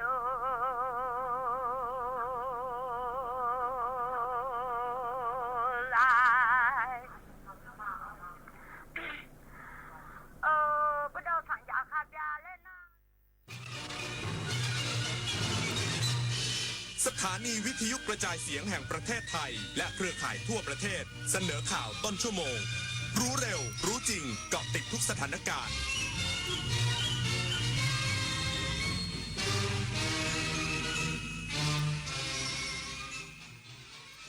รับฟังข่าวต้นชั่วโมง 22 นาฬิกากับธราวุฒิวิชัยดิษฐ์ครับกระทรวงคมนาคมร่วมกับหน่วยงานด้านความมั่นคงเร่งติดตามคดีข้อมูลยานพาหนะรั่วไหลบนสื่อออนไลน์เพื่ออุดช่องโหว่อีกสักครู่กลับมาติดตามรายละเอียดครับแสนอาลัยสมเด็จพระพันปีหลวงไทยทั้งปวงหมองหม่นก่นร่ำให้พระผู้เสด็จสู่ฟ้าสวรรคาลัยแนบดวงใจตามพระบาททุกชาติภพปวงประชาน้อมสำนึกในพระมหากรุณาธิคุณเป็นล้นพ้นอันหาที่สุดมิได้ข้าพระพุทธเจ้าคณะผู้บริหารข้าราชการและเจ้าหน้าที่สถานีวิทยุกระจายเสียงแห่งประเทศไทยกรมประชาสัมพันธ์ ระวังมิจฉาชีพหลอกลงทุนทองคำและเทรดหุ้นปลอมอ้างผลตอบแทนสูงรวยไวกำไรเร็วสร้างโปรไฟล์น่าเชื่อถือชวนเข้ากลุ่มลับและหลอกให้โอนเงินอย่าหลงเชื่อโฆษณาหรือแอปพลิเคชันที่ไม่น่าเชื่อถือในโซเชียลก่อนลงทุนตรวจสอบให้ชัดมีตัวตนจริงได้รับอนุญาตหรือไม่จำไว้การลงทุนไม่มีทางรวยเร็วโดยไร้ความเสี่ยงหยุดคิดตรวจสอบจะได้ไม่ตกเป็นเหยื่อมิจฉาชีพบ้านที่แข็งแรงไม่ได้ขึ้นอยู่กับแค่ความสวยงามของหลังคาแต่ขึ้นอยู่กับรากฐานที่โอบอุ้มเราไว้ชาติศาสนาพระมหากษัตริย์คือ3สถาบันหลักที่เป็นเหมือนรากแก้วคอยยึดเหนี่ยวคุ้มครองและให้เราได้มีแผ่นดินที่ร่มเย็นไว้สร้างอนาคตร่วมกันรักษาความสามัคคีและส่งต่อความเอื้อเฟื้อให้กันและกันเสริมสร้างความรักเพื่อให้บ้านหลังใหญ่หลังนี้แข็งแรงและอบอุ่นตลอดไปถนนดนตรีไลฟ์เดือนสิงหาคมมิตรภาพผูกดวงใจกอดคอกันร้องเพลงอำลาถนนดนตรีไลฟ์กับมาลีหัวหน้าวันพฤหัสบดีที่6สิงหาคม2569เวลา 18 นาฬิกาณห้องออดิทอเรียมอาคารศูนย์ปฏิบัติการสื่อใหม่กรมประชาสัมพันธ์ถนนวิภาวดีรังสิตดินแดงกรุงเทพมหานครติดต่อเข้าชมโดยไม่เสียค่าใช้จ่ายได้ที่ Facebook ถนนดนตรีเรายังเป็นนักเดินทางกระทรวงคมนาคมร่วมกับหน่วยงานด้านความมั่นคงเร่งติดตามคดีข้อมูลยานพาหนะรั่วไหลบนสื่อออนไลน์เพื่ออุดช่องโหว่และเตือนประชาชนระวังมิจฉาชีพแอบอ้างยืนยันข้อมูลไม่สามารถใช้ทำธุรกรรมได้ นายสิริพงษ์อังคสกุลเกียรติรัฐมนตรีช่วยว่าการกระทรวงคมนาคมลงพื้นที่ติดตามกรณีข้อมูลยานพาหนะรั่วไหลบนสื่อออนไลน์ที่กรมการขนส่งทางบกร่วมกับทีมไทยเซิร์ชสำนักงานคณะกรรมการการรักษาความมั่นคงปลอดภัยไซเบอร์แห่งชาติและตำรวจไซเบอร์โดยระบุว่าเบื้องต้นพบร่องรอยและเบาะแสของการกระทำความผิดแล้วขณะนี้อยู่ระหว่างสืบสวนหาสาเหตุพร้อมตรวจพิสูจน์หลักฐานทางเทคนิคด้วยกระบวนการนิติวิทยาศาสตร์ดิจิทัลกรมการขนส่งทางบกได้เข้าแจ้งความดำเนินคดีแล้วพร้อมยกระดับมาตรการรักษาความปลอดภัยทางไซเบอร์และเร่งจัดทำแผนป้องกันในอนาคตโดยยืนยันว่าข้อมูลที่รั่วไหลเป็นเพียงข้อมูลพื้นฐานไม่สามารถนำไปทำธุรกรรมสำคัญได้พร้อมเตือนผู้ที่นำข้อมูลดังกล่าวไปเผยแพร่ต่ออาจมีความผิดตามกฎหมายและถูกดำเนินคดีอย่างเด็ดขาดนพศรแก้วคำรายงานรัฐมนตรีว่าการกระทรวงยุติธรรมเปิดเผยว่าคดีสแกมเมอร์เชื่อมโยงนายพาวุฒิพงษ์วิทยพานุและนายรัฐภูมิโตคงทรัพย์ยังคงปฏิเสธทุกข้อกล่าวหาโดยเจ้าหน้าที่พบเส้นทางการเงินเพิ่มเป็น33ล้านบาทขณะที่กรมสอบสวนคดีพิเศษเร่งขยายผลสอบสวนพลตำรวจโทรุทธพลนวรัตน์รัฐมนตรีว่าการกระทรวงยุติธรรมเปิดเผยความคืบหน้าคดีที่กรมสอบสวนคดีพิเศษหรือ DSI ดำเนินการตรวจสอบโดยระบุว่าจากการสืบสวนพบข้อมูลเส้นทางการเงินเพิ่มเติมจาก28ล้านบาทเป็น33ล้านบาทซึ่งอ้างว่าเป็นการกู้ยืมเงินและอยู่ระหว่างการตรวจสอบข้อเท็จจริงขณะที่นายพาวุฒิพงษ์วิทยพานุสสพรรคประชาชนได้เข้ารับทราบข้อกล่าวหาและปฏิเสธทุกข้อกล่าวหาที่เกี่ยวข้องกับเครือข่ายสแกมเมอร์พร้อมเตรียมเข้าให้ข้อมูลเพิ่มเติมภายใน2 สัปดาห์นี้นอกจากนี้กรมสอบสวนคดีพิเศษยังอยู่ระหว่างการตรวจสอบข้อมูลจากเซิร์ฟเวอร์ของบริษัท QRS Global ซึ่งคาดว่าจะเป็นหลักฐานสำคัญในการขยายผลคดีโดยขณะนี้ยังไม่สามารถสรุปสำนวนได้เนื่องจากอยู่ระหว่างการรวบรวมพยานหลักฐานและสอบปากคำผู้ที่เกี่ยวข้องเพิ่มเติมส่วนกรณีของนายรัฐภูมิโตคงทรัพย์หรือฟิล์มรัฐภูมิได้เข้าสู่กระบวนการยุติธรรมและให้การปฏิเสธทุกข้อกล่าวหาเช่นกันศักดิ์สิทธิ์ประดับศิลป์รายงานอิหร่านยกเลิกแผนการโจมตียูเครนแล้วหลังยูเครนขอโทษสำหรับเหตุการณ์ที่โดรนของยูเครนโจมตีเรืออิหร่านสถานีโทรทัศน์เพรสทีวีของรัฐบาลอิหร่านรายงานโดยอ้างถ้อยแถลงของพลตรีโมเซนเรซาอีที่ปรึกษาทางทหารอาวุโสของมอตตาบาคาเมเนอีผู้นำสูงสุดวันนี้ที่ระบุว่าอิหร่านได้เตรียมแผนการตอบโต้ยูเครนอย่างน้อย3จุดเพื่อตอบโต้จากกรณีที่อากาศยานไร้คนขับหรือโดรนของยูเครนโจมตีเรือพาณิชย์ของอิหร่านในทะเลแคสเปียนส่งผลให้ลูกเรือเสียชีวิต1 รายเมื่อช่วงปลายเดือนกรกฎาคมที่ผ่านมาแต่แผนการดังกล่าวถูกยกเลิกหลังอิหร่านได้รับคำขอโทษจากยูเครนด้านนายอันรีซีบีฮารัฐมนตรีต่างประเทศยูเครนสนทนาทางโทรศัพท์อย่างตรงไปตรงมากับนายอับบาสอารักชีรัฐมนตรีต่างประเทศอิหร่านพร้อมยืนยันว่าการกระทำของยูเครนทั้งหมดมีจุดมุ่งหมายเพื่อปกป้องประเทศจากการรุกรานของรัสเซียเท่านั้นและไม่มีเจตนาที่จะโจมตีเรือของพลเรือนหรือโจมตีประชาชน1 คนลดน้อย100 คนลดมากรวมพลังทั้งชาติไทยไม่ขาดพลังงานจบข่าวธราวุฒิวิชัยเดชอ่านรับฟังข่าวครั้งต่อไปเวลา 23 นาฬิกาครับติดตามข่าวที่นำเสนอไปแล้วได้ที่ www.thainews.pre.go.th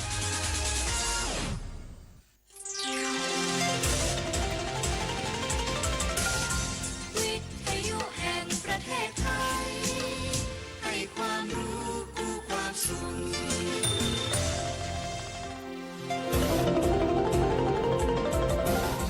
วิทยุแห่งประเทศไทยให้ความรู้กู้ความสุข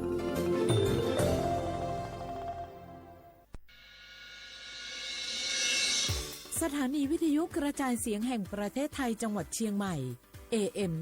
1476 กิโลเฮิรตซ์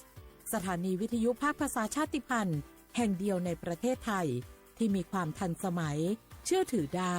สร้างอัตลักษณ์กลุ่มชาติพันธุ์สู่สากล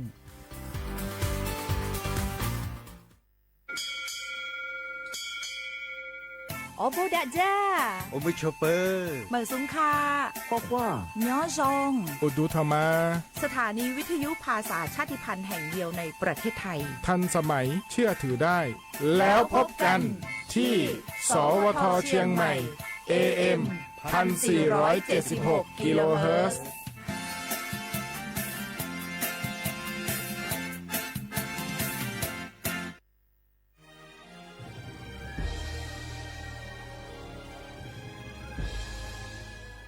เกิดเป็นคนไทยเติบโตบนผืนแผ่นดินไทยจงภูมิใจในความเป็นไทย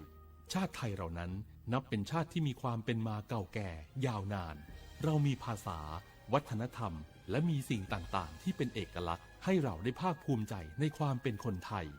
เราควรเห็นคุณค่าและมีความรักชาติหวงแหนแผ่นดินอันเป็นมรดกของบรรพชน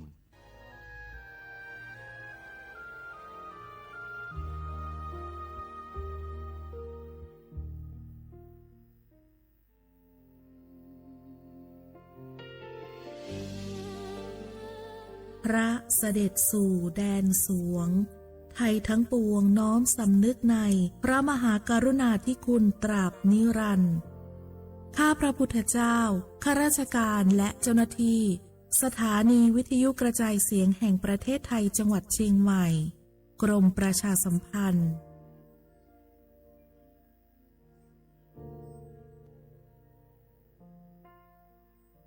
สารคดีแสงเพชรส่องล่าเจ้าฟ้าพัชรกิติยาภาตอนสายทานพระกรุณาสู่ประชาราษฎร์สมเด็จพระเจ้าลูกเธอเจ้าฟ้าพัชรกิติยาภานเรนทิราเทพยวดีกรมหลวงราชสารินีสิริพัฒน์มหาวชิรราชธิดาพระราชธิดาในพระบาทสมเด็จพระเจ้าอยู่หัวทรงปฏิบัติพระกรณียกิจดำเนินรอยตามเบื้องพระยุคลบาทพระชนกนาถในการบำบัดทุกข์บำรุงสุขให้ประสบกนิกรมีชีวิตความเป็นอยู่ที่ดีพระองค์มีพระอัจฉริยภาพโดดเด่นด้านกฎหมายสิทธิมนุษยชนและงานสาธารณประโยชน์ด้วยสายพระเนตรอันกว้างไกลและพระปณิธานอันแน่วแน่ทรงมุ่งยกระดับหลักนิติธรรมไทยให้ก้าวหน้าเทียบมาตรฐานสากลทรงอุทิศพระวรกายทำงานด้านกฎหมายทั้งในสำนักงานอัยการและหน่วยงานยุติธรรมเพื่อคุ้มครองสิทธิของประชาชนโดยเฉพาะผู้ด้อยโอกาสในสังคมในเวทีโลกพระองค์ทรงเป็นกำลังสำคัญของประเทศไทยภายใต้บทบาททูตสันทวไมตรีด้านหลักนิติธรรมแห่งสหประชาชาติทรงผลักดันแนวคิดยุติธรรมที่เห็นคุณค่าความเป็นมนุษย์โดยเฉพาะการคุ้มครองผู้ต้องขังหญิงอันนำไปสู่แนวปฏิบัติที่หลายประเทศยึดถือเป็นแบบอย่างนอกจากนั้นอีกหนึ่งพระกรณียกิจสำคัญคือการบรรเทาทุกข์ผู้ประสบภัยพิบัติผ่านมูลนิธิอาสาเพื่อนพึ่งพายามยากสภากาชาดไทยทรงสืบสานเจตนารมณ์ในการช่วยเหลือผู้ตกทุกข์ได้ยากอย่างใกล้ชิดและพัฒนาระบบการบรรเทาสาธารณภัยให้มีประสิทธิภาพยิ่งขึ้นพระกรณียกิจของพระองค์ล้วนสะท้อนถึงพระเมตตาและความมุ่งมั่นที่จะยกระดับสังคมไทยให้เป็นสังคมที่เท่าเทียมปลอดภัยและเปี่ยมด้วยโอกาสนับเป็นพระกรุณาธิคุณต่อปวงชนชาวไทยอย่างแท้จริง ข่าวดีของคนที่ใช้สิทธิบัตรทองหรือบัตร30 บาทเมื่อเจ็บป่วยเล็กน้อยใน16อาการเพียงยื่นบัตรประชาชนก็รับยาได้ที่ร้านยาใกล้บ้านที่มีสติ๊กเกอร์ร้านยาคุณภาพของฉันให้บริการดูแลอาการเจ็บป่วยเล็กน้อยจะปวดหัวปวดข้อเจ็บกล้ามเนื้อมีไข้ไอเจ็บคอปวดท้องท้องเสียหรือผดผื่นคันเข้ารับบริการที่ร้านยาได้แล้วเภสัชกรจะคัดกรองอาการเบื้องต้นรับยารักษาตามอาการไม่เสียค่าใช้จ่ายใดๆสอบถามเพิ่มเติมสายด่วนสปสช1330ร่วมเป็นเจ้าภาพงานระดับโลกจัดขึ้นในประเทศไทยการประชุมสภาผู้ว่าการกองทุนการเงินระหว่างประเทศและกลุ่มธนาคารโลก 12-18 ตุลาคมณศูนย์การประชุมแห่งชาติสิริกิติ์ด้วยแนวคิดโลกทัศน์ใหม่ของไทยเพิ่มศักยภาพคนสร้างภูมิคุ้มกันในโลกที่ท้าทายมาร่วมเป็นส่วนหนึ่งของการประชุมครั้งประวัติศาสตร์เพื่อปรับตัวสู่อนาคตร่วมกันอย่างมั่นคง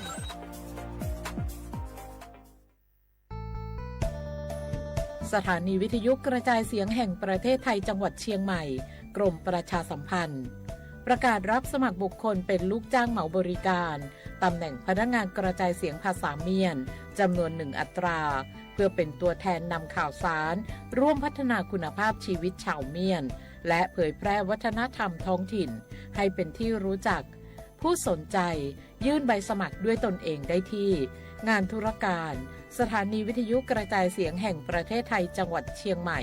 ตำบลช้างคลานอำเภอเมืองจังหวัดเชียงใหม่ตั้งแต่บัดนี้เป็นต้นไปสอบถามข้อมูลเพิ่มเติมได้ที่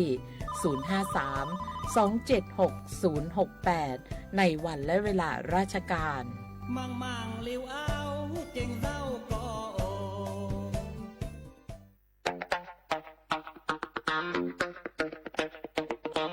จากอาหารไทยมวยไทยดนตรีไทยไปจนถึงเทศกาลไทยและงานศิลปะไทยวันนี้ซอฟต์พาวเวอร์ทั้ง14สาขากำลังส่งพลังครั้งใหญ่ไม่ใช่แค่ผลักดันวัฒนธรรมสู่ระดับโลกแต่คือฟันเฟืองสำคัญที่ขับเคลื่อนเศรษฐกิจไทยให้ก้าวไปข้างหน้าสร้างโอกาสสร้างอาชีพกระจายรายได้สู่ชุมชนและพี่น้องประชาชนโดยตรงเปลี่ยนต้นทุนทางปัญญาให้กลายเป็นสินค้าวัฒนธรรมนำผลกำไรสู่ประเทศซอฟต์พาวเวอร์ไทยเศรษฐกิจกินได้เพื่อชีวิตที่ดีขึ้นของคนไทยทุกคนสำนักงานประชาสัมพันธ์ที่3กรมประชาสัมพันธ์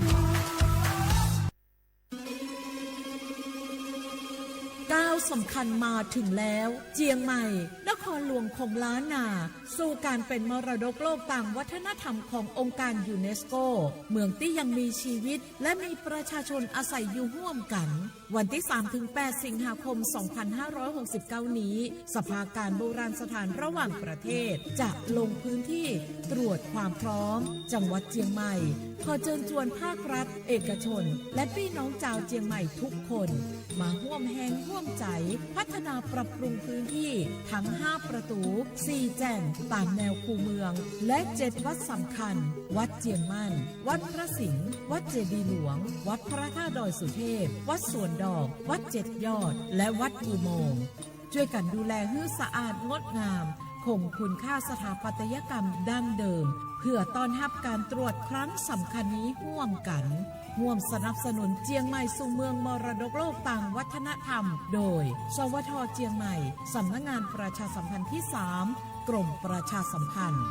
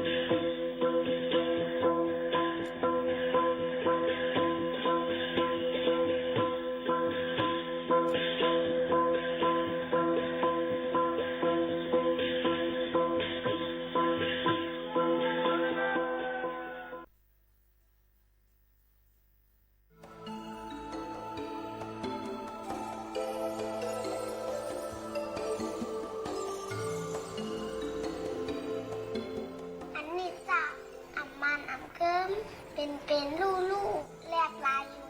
วันคืนลูกข้าอยากทางใจทิ้งใจอันหน้าตาอันมีอัตตาอันใจเก่าอันมีของเก่าอันมีหล่อนแกงสังอันปึงงามมันไหลสัตติสัตตากรรมสักกะ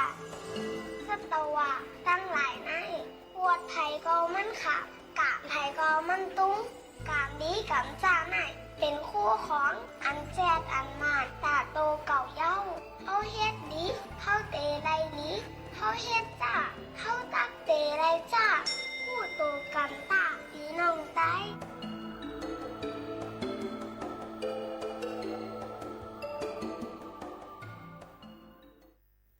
พี่น้องเขาสนใจใครปืนเผาผ่านตั้งห้องเปิดเสียงสวทเก้งใหม่ปั่นตั้งหูห่มปาดังมีดังซื้อถ่อมแจ้งแล้งหลีกว่าไก่ในปื้นตีเจดอนเก้งใหม่กับสืบมาเลยดีสวทเก้งใหม่หมายฟ้น053 276 068และ092 246 8579lấy an bò mẹ má có hình dấu dám liều tựถึงหันแม่นขึ้นเฮินฝ่ายหลังยานหึงก่อกอบเงาจอมห่มปันไว้เล่หือเดลัยดกกินมาย้อนสั่งอ๋อดึงก่าวย้อนสู้หาอยู่มาตาปีตุกพงเงาอย่างนั้นปอดังเมออลึกใจก้อมคุกเข้าไว้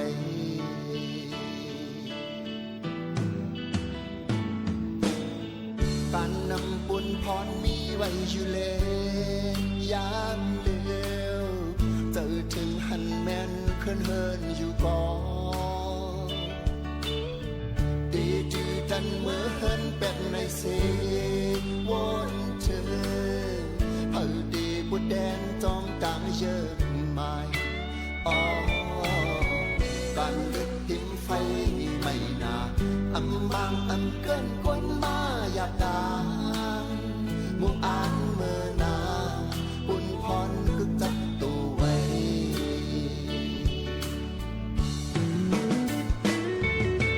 อ๋อเฮาบ่เลเมกะเจนเฮาเลยไกลลอกลองยังเพเข็นลูกใจหอมมือคุกไว้ปิพระเจ้าสีได้เจฝันหันปอแม่มานั่งจำเสดังลาเฮาหมอทุกแม่นหิมหอมจำเฮาเฮาหมออิงปึงพระเจ้าสิเลตราเจ้าสังฆาเลขัวนักดองเอาอ๋ออำปล่อยตกความป่อนสอนมาตาปีตุกพุงเอาอย่านั้นปอดังเมออลูกใจก้อมคุกเข้าไว้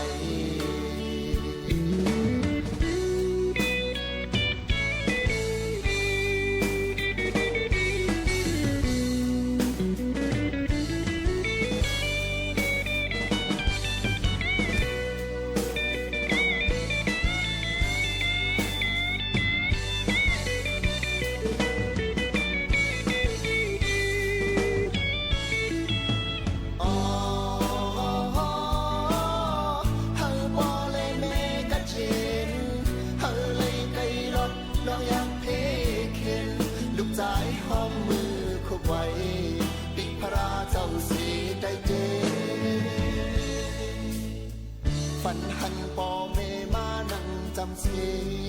ดังลาเฮาหมอทุกแม่นอิ่มหอมจำเฮา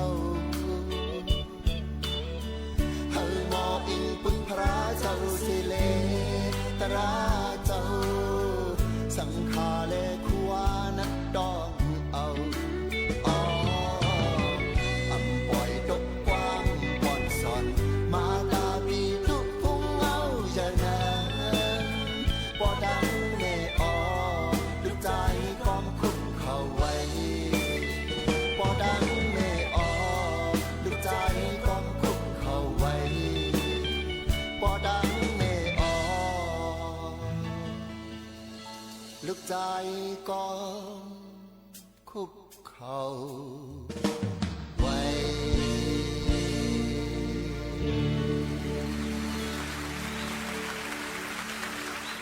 เมื่อสูงค่ะเมื่อสูงพี่น้องผู้ยินถ่อมเฮาค่ะตั้งเสียงกูก็กูกนค่ะทบกันตีในตอนการหุ้งปล่อยเสียงสวทเก้งใหม่ AM 1476 กิโลเฮิรตซ์ปืนปล่อยเสียงกูวันพอถึงมาข้าวยาม 10 โมงถึง 11 โมงกลางในกลางค่ำอยู่จอมข้าวยิงหมูขาวโน้นสุภาวันเชื้อสารวินเป็นอุ้ยก็อุ้ยเซพ่อแม่ปีๆน้องๆเขาดี หงปล่อยสิงหับการคุณจึงใช้ AM 147 GHz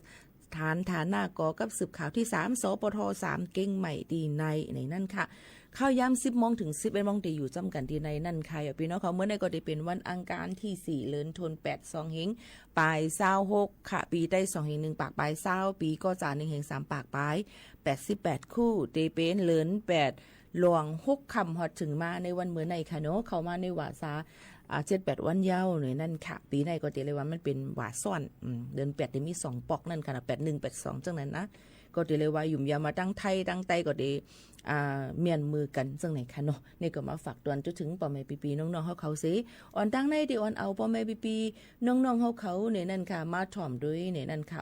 ข่าวเงาลองฟิงฟ้าราศีกันอิดอ่อนนึงเนี่ยนั่นค่ะเป็นไว้จังหือพองเนี่ยนั่นข่าวเงาฟิงฟ้าราศีนั่นเนี่ยก็ห่างเฮียนกันหับมือไว้นำฝนและฝนเดตกน้ำลีกปืนเผาภายฟิงฟ้าราศีเขาล้ำขาดไว้เป็นปับที่1เป็นพื้นลีกที่1ตั้งปอถ่องจึงไทยนั่นฝนเดตกน้ำเนี่ยค่ะตุ้มเตอร์ถึงเจดอนเก้งใหม่ในวันที่6ถึงวันที่8ในค่ะในวันที่6ถึงวันที่8ในค่ะหลูเลยฟังกันว่าฝนเดตกน้ำเตวันที่6ในเดตกน้ำตีหลาเนี่ยเมื่อได้เป็นวันที่4เนาะวันที่6ในซ้ำเดตกตีหลาเตเป็นทั้งเจดอนเก้งใหม่เก้งไฮลำพูนมีลำพูนค่ะเก้งใหม่เก้งไฮลำปางพะเยาเมืองแพร่น่านอุตรดิตถ์พิษณุโลกเพชรบูรณ์และเมืองตากค่ะวันที่7ถึงวันที่8ซ้ำเตมีตีตั้งเจดอนแม่ฮ่องสอนเตมีเก้งใหม่เก้งไฮลำปางพะเยาเมืองแพร่น่านอุตรดิตถ์เมืองตากสุโขทัยกำแพงเพชรพิษณุโลกพิจิตรและเพชรบูรณ์ในนั่นค่ะฝนเดตกน้ำเลยเตจางเฮ็ดให้น้ำน้ำท่วมน้ำนองลินหยดลินกลลินปังต้นไม้ลมติ่งจำเส้นตาสายตั้งเหมือนตั้งเมืองนานนั่นนี่ก็เส้นตั้งก็เป็นลินเลี้ยงเนี่ยค่ะเฮ็ดให้ลองกว่ามากจะในก็มีลองตุ่มเตอเลยจะเข้ายามหึงไว้ในนั่นค่ะเนาะอันนี้ก็ออกมาฝากตวนจูถึงป่อแม่ปีๆน้องๆเขาฟังกันไว้จอมเกี่ยวกับไปลองฟิงฟ้าราศีเพราะเดี๋ยวมาด้วยแทงต่างตีต่างแหลนซ้ำในนั่นค่ะป่อแม่ปีๆน้องๆเขาค่ะเขาเดี๋ยวมาด้วยแทงในค่ะโฮมกันในป้องภาคกลางเดี๋ยวจำเจ้าในก็ดีจังว่าฝนก็ตีตกลงมามีหมอกโขปักมัน 40% ในปืนตีค่ะเนาะก็ตีตกนำตีตั้งเจอตอนกาญจนบุรีราชบุรีในนั่นค่ะเนาะพี่น้องเขาค่ะพอดีว่าด้วยดังน้ำปางลายจำเจ้าในก็ตีจ้างขึ้นสูงมังปืนตีฝนก็ลมก็ตีมาแห้งหลูเลยฟังกันไว้จอมเกี่ยวกับไปลองข่าวเงาการล่ามขาดฟิงฟ้าราศีนั่นตื่นหลูเลยฟังไว้พอเดี๋ยวมาตัวดังเมืองไต้เขาค่ะนั่นในซึ้งป่อแม่ปีๆน้องๆเขาค่ะในก็ตีเลยว่าเขาค่ะก็ตื่นถูกหรือเลยห่างเฮียนกันไว้นั่นค่ะเนาะเกี่ยวกับไปลองฟิงฟ้าราศีแล้วก็เจ้าให้เจ้าสนเจ้านานั่นนี่ก็ตื่นหลูเลยฟังกันไว้เตๆว่าๆหนังหือป้อเตหบทบยาเพน้ำทมน้ำน้องนี่ค่ะบางทีก็เฮ็ดให้ทมน้องหลายๆตีหลายๆตั้งสิเส้นตั้งก็ขาดว่านี่ค่ะแล้วก็เส้นตั้งก็มึนน่ะเฮ็ดให้ลองกว่ามาไปก็มีลองหยับขานเจอดีกว่าไหลไปไหลก็หลูไหลฟังกันไว้จ้อมค่ะป้อแม่ปีๆน้องๆเขาค่ะเที่ยงลองนึงในนั่นค่ะป้อแม่ปีๆน้องๆเขาค่ะมาตุ้ยเนี่ยค่ะเนาะเกี่ยวกับเลยลองว่าลองยาเมากำเนี่ยก็มีอยู่เคอเนี่ยค่ะอำถัดอำไว้เสปอกเนี่ยค่ะนะพี่น้องเขาค่ะเดี๋ยวเลยหันว่าเปิ้นตี้ยอบไหลก้นมึงมานมือ11ก็แลยาเมากำตีลั่น KTV เว้งกุ้งเทปตี1ค่ะเดี๋ยวมือวันที่2เดือนธันวาคม2เฮงปลาย26นั่นผลิตไทยเขาก็กดแจกด้วยตีลั่นมูลเกี่ยว KTV ตีดังเว้งวังทองหลางเนี่ยนั่นค่ะพี่น้องเขตวังทองหลางเว้งหลวงเมืองเกาะกุ้งเทพนั่นค่ะเนาะพี่น้องเขาค่ะตีนยอบระยะเมากำอีกก้นมัน11ก็และผู้จัดการร้านก้นไทยก็1เนี่ยค่ะในข่าวไทยเป็นกอลาดไว้ซึ่งนั้นและมียาเคตามีนอยู่ 0.583 กิโลกรัมป้ายในนั่นค่ะเครื่องโคจะตื้อยาเมากำเหล่านำเมามิงอีกไว้ขายเที่ยงตั้งนำตั้งหลายในนั่นค่ะในก้นถูกตีนยอบนั่นก็เขาปาก้นเมืองมันอายุไปเต็ม18ปีแทงก้อน1เนี่ยค่ะจำหนังเจ้าหน้าที่เขานั่นก็ลาดนั่นแต่ก็ผู้จัดการก้นไทยถูกเอาเลืองไว้ย้อนเลยว่าปันขว้างใจตื้อยาเมากำในเสียงในล้านปันขว้างลูกอ่อนอาศักถึง18ปีเข้ากว่ามนเกี่ยวมีไว้ขว้างไว้นั่นขนาดเนาะเปิดร้านเสเยาก็ขายเราจอมปักปึงจึมเจอในค่ะหรือเสนั่นก้นเมืองมันเจอถูกตียอบนั่นก็อยู่ที่เจ้านาตีเกี่ยวข้องฝ่ายกดทัดก้นเข้าเมืองเสตีสืบกดทัดกว่าแทงอยู่อันนี้ก็ได้เป็นก้นมันค่ะเนาะนี่ก็ได้เลยว่าเป็นก้นไฮโซเมืองมันเป็นก้นมักก้นมีของเขาแต่เหลียวก้นมันเข้ามาอยู่เศร้าถังตั้งเมืองจึงไทยใน นำเนี่ยเย้าในค่ะกว่าตั้งไรไปตั้งไรก็เป็นงะปีใหญ่จูกันหมดเอาค่ะพี่น้องเขาเดี๋ยวเลยหันว่านำเต้ๆเนี่ยนั่นค่ะเนาะเย้าก็เป็นมันนะคะเป็นมันหลายๆกำน้ำเย้าก็อีกป้าดังเขนี่ค่ะเนาะมันอันเข้ามาอยู่ดังเมืองจึงไทยในซ้ำได้เป็นก้นมันอันมักมีเงินค้ำอีกหนึ่งในนั่นค่ะย้อนเบอว่าลองห่มลมมีลองรถแล้วดังวันเมืองปุ่นเห็นก็เป็นก็อ่อนกันใครมาซื้อคอนโดมิเนียมซื้อตึกซื้อห้องคอนโดมิเนียมค่ะเนาะมันซื้อเฮือนไรนั่นน่ะเนาะก้อยกามังก็เอา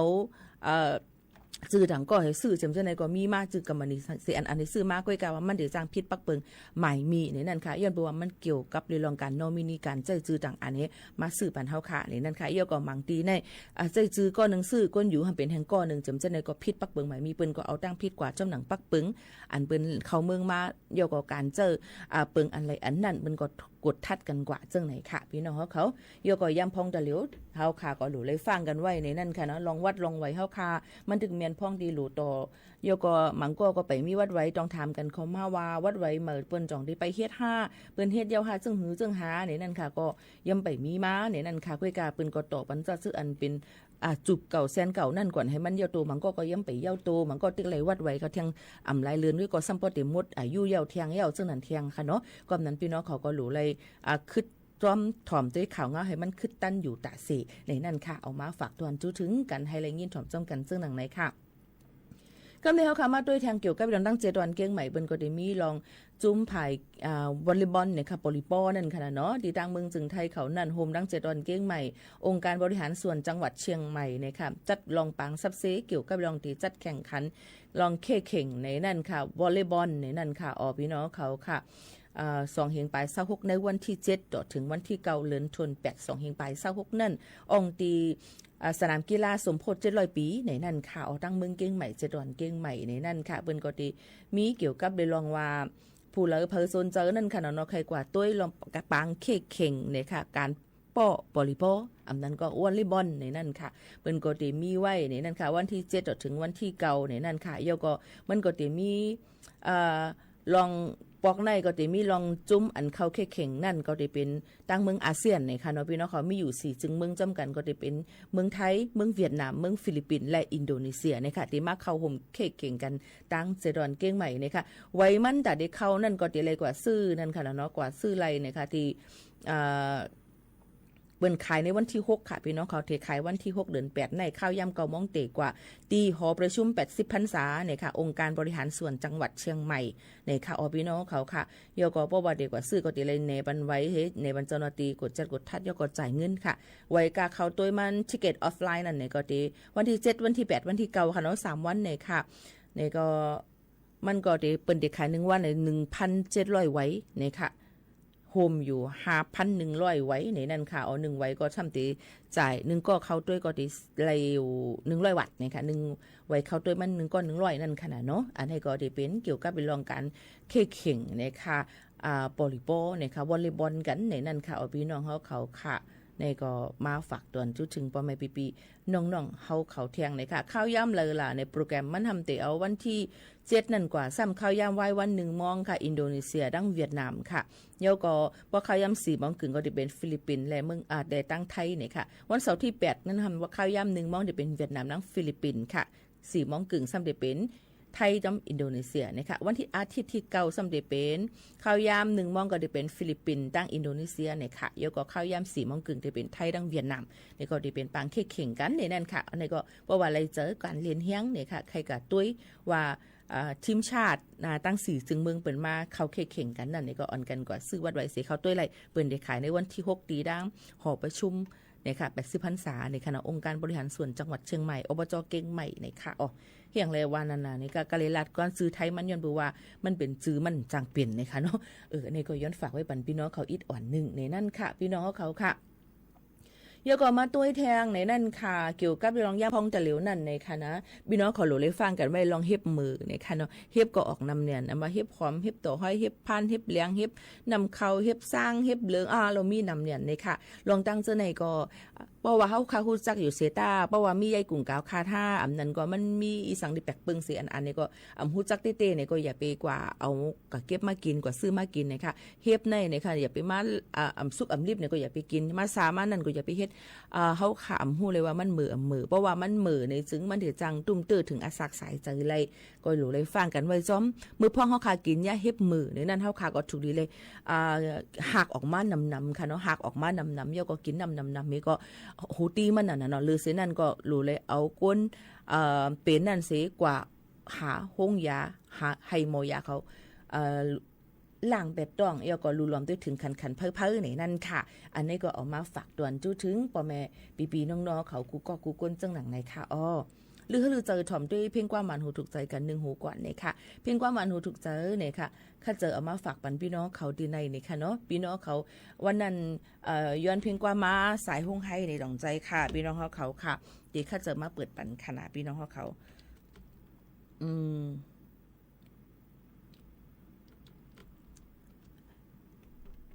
สายห้องให้ในข่าวอ่ะพี่น้องเขา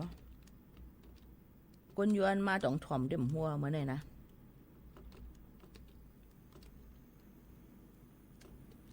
จองหายหยาบก็สายห้องให้กำนะจื้อว่าเหยก็ในจื้อช่องเขาใน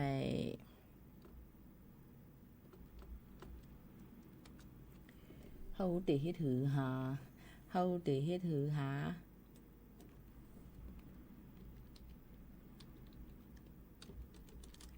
คัดเจอหาอยู่ก็หันน่ะนี่เพียงกว่ามันพี่น้องขอย้อนมานี่ก็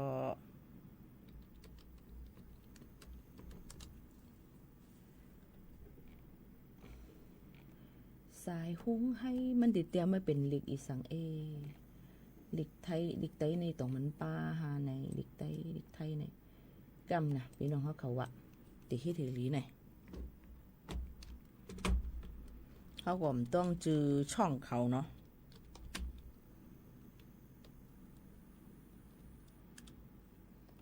เพราะเขาต้องเลยมันอยากเกี่ยวกับตาเหลวในอำไปหันก็เอาเพียงความต่างหูปันกวนกำลังปีโมหายเอาจ่องกันมาเปิดปันพี่น้องเขาให้แรงยินถ่อมแทงกำหนึ่งค่ะนะหรือใจสู้แก็บกำก่อน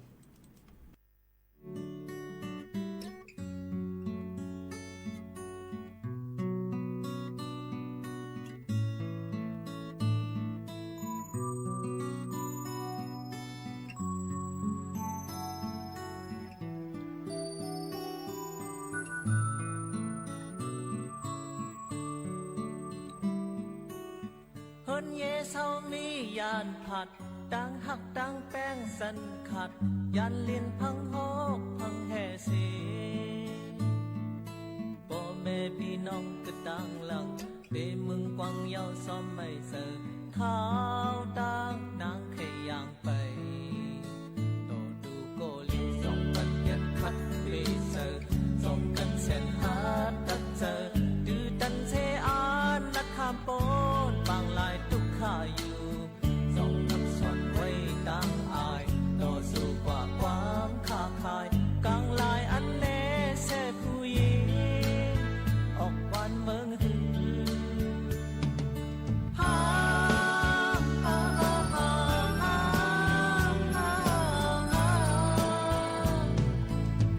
ยุกยิกยุกยากน้ำควักบึกลุกอักลักลายปักเฮอเดปักปักนมเสือปันเฮอปีไลเฮ็ดควันเกาหลี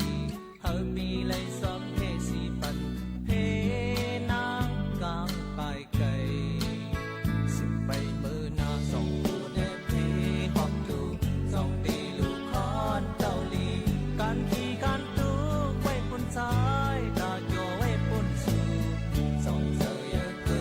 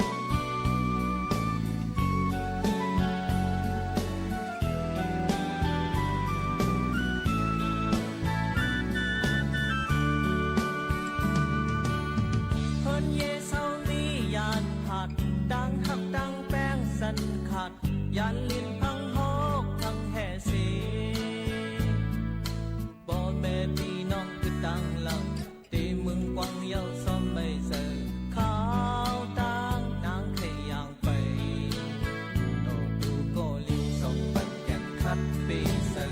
dòng cần chèn hát đặt giờ từ tận xe át đặt tham tốt mang lạiทุกข้าอยู่ทรงนับสอนไว้ต่างอายต่อสู้กว่าความท้าทายกลางลายอันเน่แซ่ผู้หญิงออกวันเมือง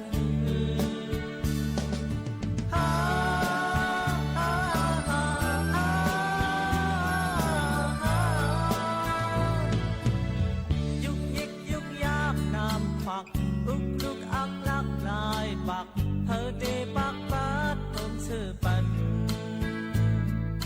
เธอปีเลยเฮ็ดคอนเดาหลีเธอปีเลยซ้อมเทสีปันเพ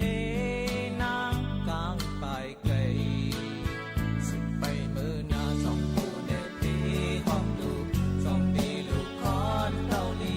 การขี่การลูกไว้ปุ่นซ้ายตาจอไว้ปุ่นสูสองเธอเยอะเกินพึ่งยิงบอกดีอยู่แม่พึ่งมินดินอื่นก็เย้าเท่าคือแปดหยอกเล่นเท่าเล่น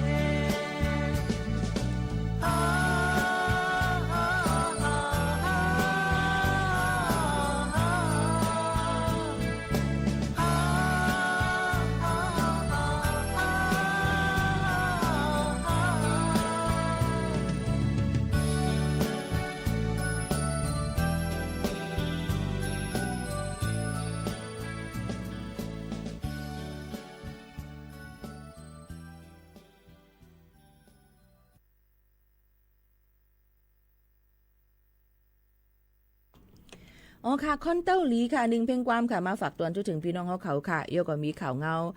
ปีๆน้องๆเขาตรงตักกันเข้ามาในนั้นข่าวว่าตั้งป่งแย่งในก็มีเจ้าหน้าที่เขามากดจัดกดทัดด้วยแทงเหย้าในนั้นค่ะพี่น้องเขาฟังกันไว้เหย้าค่ะนะปีๆน้องๆเขาค่ะนะป้อมีวัดไว้เตรียมโทนเหตุการณ์ถูกแมนอองตีแมนตั้งมันนั่นเนี่ยก็มันก็อยู่เลยก็กับหมังปอกมาเฮาซ้ำอ่ำเลยเป็นเหตุการณ์ถูกแมนเจ้านายจ้างเฮาค่ะเนี่ยก็จังพิษปักเปิงหมายมีเหมือนกันฟังอยู่ฟังเกณฑ์กันค่ะเดี๋ยวเอาจอมพ่องลงก็ในขึ้นมาเยาก็ในจุ่มอันเหตุการณ์ตรงหนึ่งภายดังสภาดังอันรวมด้วยถึงในก็มันก็เฮ็ดเฮาเปิ้นกดจัดกดทัดนำเอามาได้เป็นรองวัดรองไว้ในนั่นค่ะพี่น้องเขาค่ะเยาก็แทงรองนึงก็แต่ว่าเหตุการณ์อันแม่นอองติมันตั้งแล้วก็ยามเมากำก็เลิงก้นมากายามเมากำก็มีก้นให้ก้นจนก็เลิงค่ะเยาก็ก้นอันที่มาสมใจว่าต่างก็เนี่ยก็ซัมมีมาเยาก็ก้นอันที่ฮับจังมาเกิดลูกมาฮับจังเป็นเมเปิ้นนี่ตาดาที่เลยวัดไว้เจ้าในก็มีนำเนียนในนั่นค่ะเนาะพี่น้องเขาค่ะลองตั้งเจ้าในก็มันก็หลู่ได้ฟังกันไว้สิเปิ้นกรีถึงข้าวย่ำตอนดาเดเผาขับตัวเจ้านั่งหอกค่ำนั่นขนาดกันตัวกันเดเลยว่าที่ไหนก็ละซื้อกำไตในคนที่พูดได้ว่าหือเนาะก็เจ้านั่งหอกค่ำในตนที่เก่านั่นขนาดเนาะกอบนั้นเฮไลเปิ้นก็ได้เลยด้วยหนังหือตะก้นต่างจึงมึงผู้ใหญ่ก้นหลงเปิ้นติมาอยู่เศร้าถังดังมึงจึงไทยก็มีลองห่มลมลองหลอดเพจจำเสนปเปิ้นก็ได้กวาดล่างแปดเฮ็ดไหนเปิ้นก็ได้เพียวมวยปัดกวาดล่างแปดหนังหือบ่ได้เป็นลองตั้งดีกว่าในนั่นค่ะลองตั้งเจ้าไหนนั่นค่ะเนาะเอามาได้เป็นตีละกูตีกูตั้งอ่ำเจว่าตีเฮาขานั่นกุ้ยในนั่นค่ะเยก็อ่ำตับหลูกว่าสอส้นกันค่ะว่าให้ค่ากับปืนเผาว่าอย่าไปกว่าขึ้นวัดขึ้นเกี้ยงว่าอย่าไปกว่ากาดกาซ่าว่าในอ่ำจังว่าค่ะก้นมันหลูหากินเลี้ยงต้องค่ะพี่น้องเขาย้อนนั้นเลยเฮาค่ะก็มันอ่ำจังให้ห้ามกันแล้วอยู่ที่ว่าพอเฮาอ่ำเต็มทนเนี่ยก็ฟังอยู่ฟังกินเนี่ยค่ะอย่าไปละลิกว่าดังเลยเนี่ยค่ะแต่เหลียวในดังกินดังย่ำมาเลยมันสั่งแกร็บสั่งอีหังมาสั่งไรเด้อให้ก็มาถึงเฮิรนถึงเย่อะไรกำซื้อกำเหลียวเนี่ยค่ะหน่อยมันก็ว่าเฮาอ่ำหมอค่าลงเนี่ยก็มันก็ติมีมาแทงอันคาลาดในถูกใจมีก็มีใจพึ่งเนาะก็ลูกหลานๆเฮาค่ะก็มีลองอันเต็มทวนวัดไว้ฉะนั้นมันก็มีในเฮาค่ะก็คึงปองให้สั่งอยู่กันกว่าจังไหนนี่นั่นค่ะเยก็รู้เลยฟังกันไว้ค่ะเนาะก็มากับในหวาในเนี่ยค่ะก็มาเปิ้นได้มีลองจุ่มหากินเงินเนาะนึงก็50บาทนึงก็300 500ว่าเฮ็ดไว้ก้นเท่าว่านังคือไว้ก้นนอนก้องว่าจังซั่นไหนค่ะเนาะมันก็ว่าเอาปอเอาแม่มาเป็นไว้ก้นเท่าว่าในที่ติมันอ่ำเจอเนี่ยค่ะเนาะอ่ำเปิ้นมีไว้วัดไว้ก้นเท่าเนี่ยค่ะดอกหนังสังก้นไทยในก้อยก็เพราะว่าอาสา60ขึ้นเด้อเปิ้นก็สิมีไว้กับตัวไว้เฮ เยาก็เปิ้นก็ได้มีไว้กับตัวไว้เสียเยาก็เปิ้นก็ได้ตัวค่ะอายุมันค่ะคือมันป่น60ปีเปิ้นก็เปิ้นว่าเป็นก้นเข้าสู่ในเป็นก้นเฒ่าจังนั้นค่ะเนาะไว้ก้นเฒ่าในซ้ำติจังเลยจังหือล่ะมื้อเฮาคากว่ายุ่มดีกินวันก่อนที่ห้องยานั่นเนี่ยค่ะเนาะเตรียมได้ต่อคิวหึงเปิ้นก็ได้ว่าก้นเฒ่าเปิ้นก็กว่าอันตั้งก่อนเยาก็เพราะว่ากว่าแอลเลที่สวนสัตว์ที่อุทยานหลายๆที่ตั้งร้อยสุดเทพร้อยอินทนนท์5นี่ก็เฮาว่าตัวอย่างมันเนาะเปิ้นก็อำได้เสียงกามันในนั้นค่ะจึงในนะคะใจว่าเพราะว่ามีวัดไว้ก้นเฒ่าเยาในก็ดีกว่าไรก็ไรเปิ้นยอบเจอค่ะเนาะอันนี้หลูเลยฟังกันไว้จอมก้นใต้หนังกันก็เฮ็ดกินเนื้อโหกันเนี่ยค่ะมังก็เฮ็ดกินว่าการสมาชิกว่าเก็บเอา1ก็โบก้นไตในก็1ก็10 บาท20 บาทนะ100 บาทว่าเนี่ยค่ะเนาะโอ้โหในข้าวตั้ง1เหลือ1เหรียญเพราะว่าก้นเสียงกว่านำหนาในก็ได้เสียงนำกาหือจ่ายปันเนี่ยค่ะเยาก็จ่องฮู้ค้าเงินนั่นเปิ้นเก็บไว้ที่ไรซึ่งหือพ้องผู้เลยพาเป็นกกรรมการผู้เลยพาก้นกุ้มชิงบางตีมาในไรยินข่าวว่องแวงมาว่าในเงินนี่หายนำหนาเนี่ยค่ะเนาะฝากไว้เงินก็มีจิ๋มเจ้าไหนค่ะเนาะอย่าไปยุ่มเป็นง่ายค่ะพี่น้องเขาลองตั้งเจ้าไหนก็กะมันก็บ่เฮาคาลาเท่ไหนเนี่ยสุ่มผู้แลน้อยไปญาติลาเที่ยงกอบนั้นแหละค่าก็บ่ใครลาทางน้ำย้อนไปว่าเป็นผู้สื่อปันสื่อกลางเนาะสื่อกลางเนี่ยใครเกิงกะตั้งไรใครจ่ายกว่าพ่ายกว่าตั้งเลยเนี่ยย้อนเปือสั่งย้อนเปือว่าบางปอกมาพี่น้องใต้เขาค่ะเนี่ยเพราะว่าก็ในลาดว่าเจังในก็ยุ่มก็ในติ๊กค่ะเพราะว่าก็ในมาลาดกาใครลัดเถียงกันค่ะก็ไม่มันเป็นจังนั้นเพราะว่าเขาเลยยุ่มเพอเนี่ยเขาก็ยุ่มติ๊กนั่นข่าวว่ามันเป็นจังนั้นค่ะเนาะตัวหนังสังเปิ้นว่าข่าวพังปอมันมาเปิ้นปันกว่าอย่าไปกว่าเลยกันนั่นก็ได้อย่าไปกับว่ากับเกี้ยงกันแน่ว่าเนี่ยจะเตะอยู่ตกใจกันนะเฮากะหลูกันไรก็ไรพี่น้องเขาจังกว่ากันเลยหลูที่เฮือนยกมือไว้ที่เฮือนตาขนมส้มปั้นกับหลูกาตั้นคุบไว้ที่เฮือนมันก็เป็นสังเลยค่ะเนาะกอบนั้นพี่น้องเขาตับหลูวนไก่ตับหลูว่นตาเพอว่นตาตูเจ้าเก่าว่าเกาเฮ็ดหังอยู่ตาเหลียวเกาวัดไว้ถุงแม่นต้มหลังปักเบิงใบมีอยู่5เกามีเงินกินเกาเก็บเงินเลยนำอยู่5ให้หังพองเนี่ยเจมใช่ไหมค่ะมันหล่ำลองจังไหนเนี่ยนั่นค่ะเนาะพี่น้องเขาค่ะหมายซุ้งค่ะพี่โมข่าวโน้นลองวัดลูกอ่อนนั่นค่ะลู่เหยียนเยาค่ะวัดไว้ลูกอ่อนจังหือค่ะเกี่ยวกับเรื่องอันนี้พี่น้องเขาอยากไปเข้าใจผิดในนั่นค่ะค่าใครลาดว่าลองวัดไว้ลูกอ่อนในปืนเฮ็ดปัน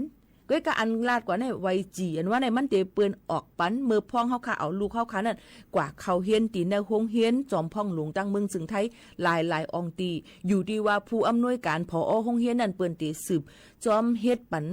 คือลองคืบหน้าลองวัดไว้ลูกอ่อนนั่นเลยเล็กเจียวเดี๋ยวเลยสืบเฮ็ดไล่จังหือเที่ยงไหนโลเลยมีหลักฐานเงาหักศักดิ์สิทธิ์ก็อันเป็นเฮแม่ลูกอ่อนนั่นเฮยก็ลูกอ่อนทำมีไว้วัดไว้อีหังพองเลยมันเตเป็นคักเป็นตอนกว่าในนั่นค่ะจะว่าอยู่ๆเปิ้นเฮ็ดปันไว้ลูกอ่อนว่าในก็อันโทรเมื่อกี้เฮือนเนาะว่าเมียวสูงลูกมาปันคาละอันเปิ้นเฮ็ดไว้ลูกอ่อนใจขนาดไหนลาดปันพิษๆก็นั้นแหละเปิ้นเฮ็ดปันลูกอ่อนอันจะเจอกับคืนเฮียนไว้ที่ในโรงเรียนอันเฮาค่ะกับผักไว้นั่นเย้าในนั่นค่ะพี่น้องเขาเย้าก็เปิ้นก็สิเฮ็ดจำหนังคักตอนมันมาจังไหนค่ะพี่น้องเขาก็นั้นลองตั้งอันในพี่น้องเขารู้เลยป่องเจอค่ะนะมังก็ในหากินจ้อมก้นใต้หนังกันค่ะเอามาเป็นลองลอกไล่ว่าจังไหนเอามาเฮ็ดการอยู่จ้อมเฮาเลยลูกสุมับผักเขาอยู่เลย1เรือนขนาดเนี่ยเพราะว่ามีปัญหามาในเขาจังจอยแห่งเลยเยอะก็จงฮู้ค่ะลูกอ่อนไม้จีในโรงเรียนในตั้งแม่สายตั้งเก่งไฮเนาะตั้งเมืองฟางแม่ไอ้ใช้ประการเก่งใหม่นะคะหลายตีนั่นในมันสอนกันมันจืออันเร็วอ่ะสอนกันมีเป็น10ก็ในอันนี้เปิ้นตึกกดแจดกดทัดด้วยว่าไผผิดปักเปิงไม้มีเปิ้นก็ดีทัดถ่วงว่าได้แทงเนี่ยเผยเฮ็ดปันเปิ้นก็ได้เอาเงามันต่อว่าถึงปลายมันนั่นค่ะย่ำพองตาเหลียวค่ะนะย้อนนั้นลองตั้งเสื้อในก็เหมือนหนังตั้งสุราษฎร์ธานีในก็เฮ็ดปันไว้10 ปีไว้อย่างเปิ้นจำเจ้าในก็เปิ้นก็กดทัดย่าเย้าเย้าหายค่ะนะลองตั้งเจ้าในก็นั้นเลยพี่น้องเขารู้เลยฮู้กันว่าลูกเข้านั้นมันมีไว้วัดไว้อีสังมีไว้เกิดเมืองไทยอยู่5เจ้าไหนค่ะนั่นเยาค่ะโหจี้ในก็โหจี้เนี่ยพี่น้องคะตึกลาดกว่าเมื่อกี้ต้องป่องเจอคาลาดกว่าเยาว่ามันเป็นตีลูกอ่อนกับผักไว้ที่ในโรงเรียนตีในโรงเรียนเปิ้นมันออกเป็นหมายจี้ในมันตีลาดเพราะว่าเขาเพสามีปอยเพราะว่าเขาตอบลีกมาเนี่ยมันมีหมายตัวในมันจังตอบจังเพลีกไล่จังตอบลีกไล่เฮ้เปิ้นก็ออกปันหมายจี้ในเป็นวัยลูกอ่อนมันก็ติมี1 2 3 4 6 7จี้7 8ก็18ให้ในไงเพราะว่าตอบลีกตั้งออนไลน์อีหังเนี่ยมันก็ติง่ายค่ะพี่น้องเขาพอออกโรงเรียนยาวก็ใจแล้วค่ะนะอันนี้ ตีเลยป่องเจอจังในอำใจว่าป้อเลยหลวนเลยใบเจียวเจอเลยต่อโจอำไรค่ะมันเป็นตอนตาเจอตีในห้องเฮียนแหละตีในห้องเฮียนอันเปิ้นว่าออกปันว่าใบหลวนอันมีหมายจี้นั่นซ้ำจึงฮือหลาเนี่ยนะเปิ้นก็เตต้วยทางมันลูกอ่อนเนี่ยมันอยู่เซาถังดังเมืองจึงไทยอูเมมันมีไว้วัดไว้อีสังไว้10ปีไว้อีหังไว้เขียวขอบแรงไว้เปิ้นตีสูงลูกอ่อนเป็นจึงใน5ให้ไหนนั่นค่ะเนาะบ่เป็นจึงนั้นมาเย้าเนี่ยก็เปิ้นก็ได้ขึ้นด้วยสถานะลูกอ่อนนั้นเทียงว่าอยู่ปียาวเข้ายิงหึงมาเอาได้เฮ็ดจึงออกปันไว้บุคคลไม่มีสัญชาติไทยอันนั้นก็เป็นไว้10ปีเนี่ยเจมเจอในมันเตเป็นคักเป็นตอนกว่าเนี่ยนั่นค่ะย้อนนั้นเพราะว่าพี่น้องเขาอำปองเจอเนี่ยค่ะก็ซับเซียนะเมื่อได้ก็ห้องเฮียนก็มันก็ออกปันไม้จี้ก็ลาดอยู่ในเหือหนาวถอมกว้างค่ะ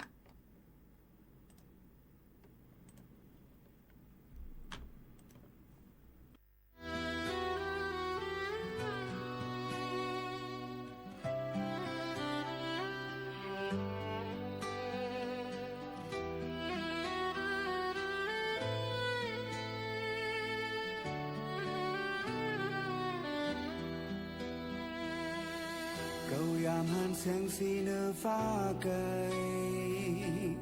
เมื่อวายฝนไหลตกหยดไหลเสียนห่างลีจุงจันเอาใจเฮาเข้าไปเข้ามืออยู่ไว้หิมเจ้ายิ่งเข้าจำยิ่งเหมือนวอดไว้หายเหมือนตั้งมุมมองเลยมดกว่าลอยคุยกาหูเธอใจเคยยอมวางคิดเธอเสียขึ้นสืบไปเมื่อจังสายเฮายังตึกไปจอมอยู่สายหงให้ห่างลีอ่อนน้อยเหมือนไหลคัดเธอเข้าสู่น้องเยาจางมีวันยิบเอามันมาไหลสายเฮายังตึกกว้างตั้งอยู่ไว้คือมือเอาห่วงให้อันมีอยู่ไกลเหมือนกันเคยไหลตั้งหักน้อ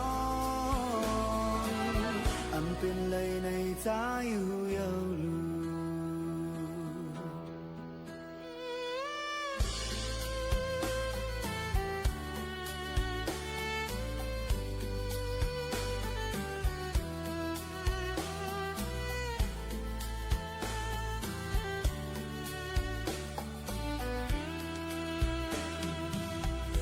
ยามหันแสงสีเนื้อฟ้าไกลเมื่อวายฝนไหลตกหยดไหลเสียนห่างลีจุงจันเอาใจเฮาเข้าไปเข้ามืออยู่ไว้หิมเจ้ายิ่งเข้าจำยิ่งเหมือนวอดไว้หายเหมือนตั้งมองเลยมดกว่าลอยคุยกาหูเธอใจเคยยอมวางคิดเธอเสียขึ้นสืบไปเมื่อจังสายเฮายังตึกไปจอมอยู่สายหงให้ห่างลีอ่อนน้อยเหมือนไหลคัดเธอเข้าสู่น้องเยาจางมีวันยิบเอามันมาไหลสายเฮายังตึกกว้างตั้งอยู่ไว้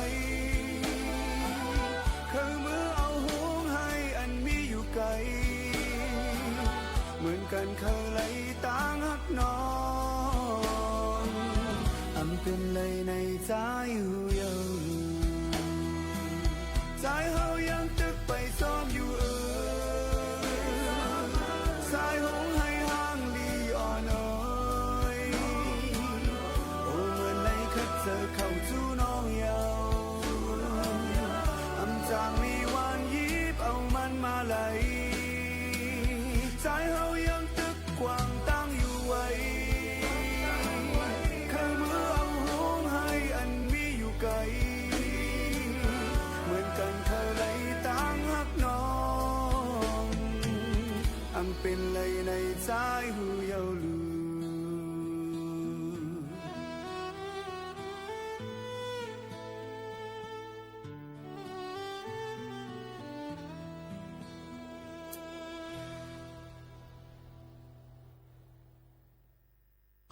สายห้องไห้เนี่ยนั่นค่ะสายห้องไห้เนี่ยมันติเลยว่ามันมีสีมันในหลายๆสีนี่ค่ะเนาะย้อนนั้นเลยพอได้มาแตกนึงต่างรองต่างอันเนี่ยมันติมีติป่องมันนำเนี่ยนะคะมันก็ว่าห้องไห้ในมือปานเฮาค่ะก็เล็กในเลยตาเหลียวยังตึกดูมีอยู่ค่ะอยู่นี่เนาะอย่าไปจี้ห้องไห้กับมือดินั่นจนได้ไหนเป็นตั้งวนพิษแลก้นใหญ่ก้นลงเขาอันเป็นเกยสั่งสอนลูกหลานมาจำจังได๋อย่าไปกวาดตักโคไว้ตั้งปุ่นแน่บ่มเก็บมันผิดแต่ม้อยติมาเอาโคสุกว่าเห็นจำจังได๋เต็มเป็นการหยอกเลียนี่ค่ะเฮ็ดให้เฮาขาจังได๋โกเฮแน่นนี่ค่ะก้อยกะกับปันตะเลว่ามันลองโกอันดีโกซ้ำโกอันดีโกซ้ำโกจำจังได๋ก็มีเที่ยงนี่ค่ะมันก็สิมีมาจังได๋อันใดลีเอาก็เอาอันใดมลีเอาก็เอาแปดค่ะพี่น้องเขาย้อนเปิ้นสั่งหลายย้อนเปิ้นว่ามันติจังเฮ็ดให้เฮาขานั้นซุ่มข้าวยามเดียวก็ติเฮ็ดให้เฮาขานั้นโกเฮกว่าเลยอำใจลองใจตั้งมันจำจังหนังไหนค่ะพี่น้องเขาค่ะฮับชมได้ดังเรดิโอออมล้ม AM 1476กิโลเฮิรตซ์ค่ะชมได้ดังออนไลน์เลยไหนค่ะแฟนเพจ Facebook สวทเก้งใหม่ AM 1476กิโลเฮิรตซ์ไหนค่ะเนาะแล้วก็ด้วยเลยตั้งไลฟ์ TikTok เขาค่ะไลน์ที่ไลน์ตั้งแต่หนังหือบ่ได้เข้าถึงพี่น้องเขานั้นคัดเจอเสียงที่ว่าวาอยู่ในนั้นค่ะบางปอกบางเลยมาเพราะว่าพี่น้องเขาใครฮู้เกี่ยวกับใบลองอีสังเสอำว่าในนั้นค่ะพี่น้องเขาค่ะก็เมื่อนังใครยุ่มลีกินหวานอย่าไปมาหาคาหนังเก่าค่ะเจอโมยาเนาะหรูเลยกว่าฮุบทุบโมยากด7กดทัดปันยศยาปันให้หายค่ะเพราะเกี่ยวกับใบลองวัดไว้ถามค่ะอะไรบางคอบางอันก้อยกาเพราะว่าใครให้ฮู้ลองแจงเลี้ยงซับเซผักเซให้เข้าถึงตีถึงเหรียญมันนั่นนี่จึงลองวัดลองไว้เอามาได้เป็นลองวัดไว้ตัวเจ้าเก่าเอามาได้เป็นลองวัดไว้ลองลูกลองล้านเฮาค่าเนี่ยก็กว่าเฮาแม่นตีเมียนตั้งมันนั่นขนาดเนาะกว่าอะไรดีวัดไว้ลองวัดลองไว้ในกว่าที่ลุ่มเจเว้งอันที่เฮาคาก็เลยเกี่ยวกับแจ้งไว้มืออันตั้งอันเปิ้นเฮ็ดออกปันเฮาคานั่นนั่นค่ะเนาะบ่วัดไว้ลูกอ่อนที่ในโรงเรียนนั่นนี่ก็มันก็อยู่ที่คักตอนที่ในโรงเรียนเปิ้นที่สืบจ้อมข่าวปัญหาสืบจ้อมปันตีนึงเลยตีนึงก็เต็มเหมือนกันมันก็ถามมากุ้งเทปจ่องเฮ็ดกันนั่นเฮ็ดบางทีเปิ้นก็อำเลยคืบมีลองคืบหน้าอันในจังไหนค่ะเนาะลองตั้งเจ้าไหนก็อยู่ที่ว่าเจ้าหน้าที่ภัยผู้ป้องกันโรงเรียนเปิ้นที่ช่วยสืบปันจังหือพ้องจังหนังไหนค่ะเอาพี่น้องเขาอันนี้ก็มาหมอกรัดถึงป่อแม่ปีๆน้องๆเขาจังหนังไหนค่ะเยาก็บ่ถามแทงว่ามีไว้เกิดเฮาค่ะลูกค้ามีไว้เกิดมันก็ลูกค้ามีไว้เกิดมีไว้ผักต้องในมันใจอำไรจังหือเลยว่าก็ตีเลยว่ามันไปเต็มทนมันใจอะไรอยู่มันไปเต็มทนค่ะศักดิ์ศรีมันมีไว้อยู่เนี่ยค่ะก็กล่าวว่าอันเต็มทนนั่นเฮาค่ะเดี๋ยวเลยมีไว้ฮับห้องที่หมอยาเปิ้นเกิดปันเฮาค่ะที่ห้องยาแล้วก็เอาไว้อันฮับห้องการเกิดนั่นกว่าแจงที่แขวงที่ลุ่มเจเวงอันนี้เนี่ยค่ะเนาะอันที่เฮาค่ะอยู่จำนั่นเปิ้นก็ติแล้วเฮาเดี๋ยวกว่าแจงดีเหลอในนั้นค่ะว่าเป็นดั้งห้องยาแม่เลยเด็กที่เฮาค่ะจำได้ในก็ติเลยกว่าที่หิมแขวงเมืองลายตีในจังไหนค่ะเนาะบ่เกิดที่ดั้งห้องยาราชเวทดีกว่าดีดังดีแขวงกวิลาบ่เกิดดังนครพิงป่าแง่ดีกว่าที่อำเภอแม่ริมจิมจังไหนมันติดมีไว้ใจว่าให้ไหนค่ะเพราะกว่าจังนั้นยาวเนี่ยขึ้นหรือก็แจ้งไว้เกิดแล้วเนาะไล่ไว้เกิดลูกอ่อนยาวเนี่ยขึ้นแจ้งหรือเลยค่ายออกมาตอนที่เข้าอยู่ในทะเบียนบ้านก็เป็นปอเป็นแม่อันนั้นก็เป็นนายจ้างอันนั้นก็เป็นผู้ที่ตามจิมจังไหนมันติดมีคักตอนมันจังไหนในนั่นค่ะลองตั้งจังไหนก็อย่าลืมไว้ว่าไล่ไว้เกิดที่ห้องยาบนห้องว่าไว้เกิดใจมันเป็นไว้ฮับห้องไว้การเกิดมันจังว่าเป็นมอยาไผ่เก็บลูกอ่อนปันเฮาค้านั่นกล้วยเนี่ยมันนำไปเตรียมทนนั่นขนาดเนาะจังไหนรู้เลยห่างเฮียนกันไว้จ้อมในนั่นค่ะนี่ก็คัดเจอเอามาฝากปันกูหวานๆในนั่นค่ะซึ่งคือกอลีค่ะเพราะว่าอำไปห่างขั้นเจอในต่างวันมาเฮาค่ะมาหบทุบจำกันเที่ยงในค่ะออกประมาณปีน้องๆเฮาเขาค่ะผ่าแดนเมื่อดังเพลงความอันคุณป้อมเฮาค่ะย้อนมาในนั่นค่ะย้อนมาว่าเป็นผู้หญิงดองใจค่ะค่ะก็แค่ว่านั้นนะว่าค่ะเป็นผู้หญิงนี่ค่ะพี่แก่นคือกลมหูนะ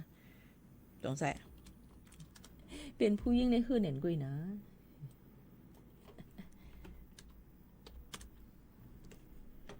ก็เป็นผู้หญิงว่าเพิ่นเอาก็เฮ็ดปานได้นำปันเบเจอนะเบิ่งต่างปานได้นะนำเปเจอสุว่าเว้ยกะว่าตะลิวเนี่ยที่คือลีเนี่ยปนหลอกไว้เหมือนจังเฮาค่ะมีแหล่งสินมันมีเฮาเข้ากับจดลิขสิทธิ์มันไว้ให้เนี่ยต่างตีต่างแลนเพิ่นซ้ำถ่อมความห่อมไรเสียงมันทำตีตัดกว่าซึ่งในขณะที่ปืนเพกว่าเนี่ยก็สำหยับลีลองนึงลีลองนึงเกี่ยวกับไปลองปลายมอนเพลงความในนี่ค่ะเนาะพี่น้องเขาค่ะเพราะว่าเขาขาดจดถูกเมียนะเพิ่นเอากว่าปีมไรเนี่ยก็เสียตาค่อยกะมังจึงเมืองมาเพิ่นก่อมถ่อมความเขาขาไรเสียงมันก็ติหายซอยลงกว่ามันก็ติ่มยินให้ในค่ะนี่พี่น้องเขามันก็เป็นรองตั้งเทียงอันนึงตีมันหยาบตอนตาเขาขาเทียงมื้นกันนี่นั่นค่ะว่าไม่ปีน้องๆเขาตาเร็วในเน็ตเวิร์กเขาขาก็ใส่การอำไลอินเทอร์เน็ตเขาขาก็ก้อยเนาะพี่น้องตีหือลีในข้าวยามก็จำเซ็งความก็หลูเลยเปิดลาดก็หลูเลยลาด คัดเสือเฮียงปันพี่น้องเขากวนว่านี่ค่ะมาถ่อมจำกันที่ในบางวันก็ได้เลยหู้ลึงนำบางวันก็ได้เลยถ่อมอ่ำป้อนน้ำในนั้นค่ะซึ่งคือกอลีค่ะผ่ายันมือเยาค่ะนะก็เป็นผู้หญิงห่ำจังถ่อมเยาค่ะเนี่ยคือว่าย้อนเปิดสั่งละอินเทอร์เน็ตถ้ามันหมุนติ้วๆเนี่ยคือว่าใจอะไรเนี่ยเขาติให้ถือลีค่ะพี่ดองเขาไว้ไม่ยาปูถ่อมอะไรถ่อมต่างอันเอาค่ะแล้วนะย้อนน้อมอย่านำค่ะนะย้อนน้อมอย่านำนะคุณป้อมค่ะจูฮาเขาเป็นเมเราเปิ้นวันๆค่ะนะความสุขถึงกูก็ค่ะหมายถึงค่ะ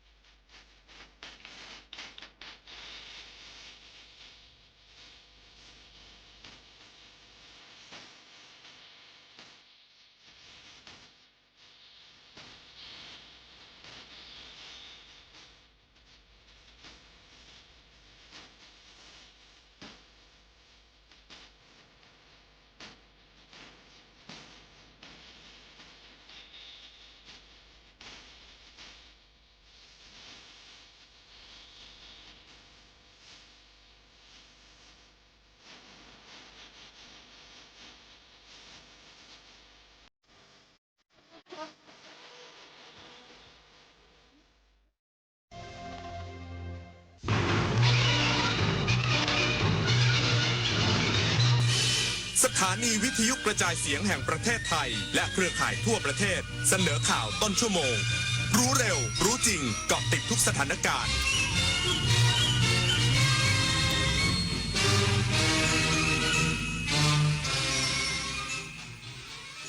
รับฟังข่าวต้นชั่วโมง 23 นาฬิกากับธราวุฒิวิชัยดิตครับ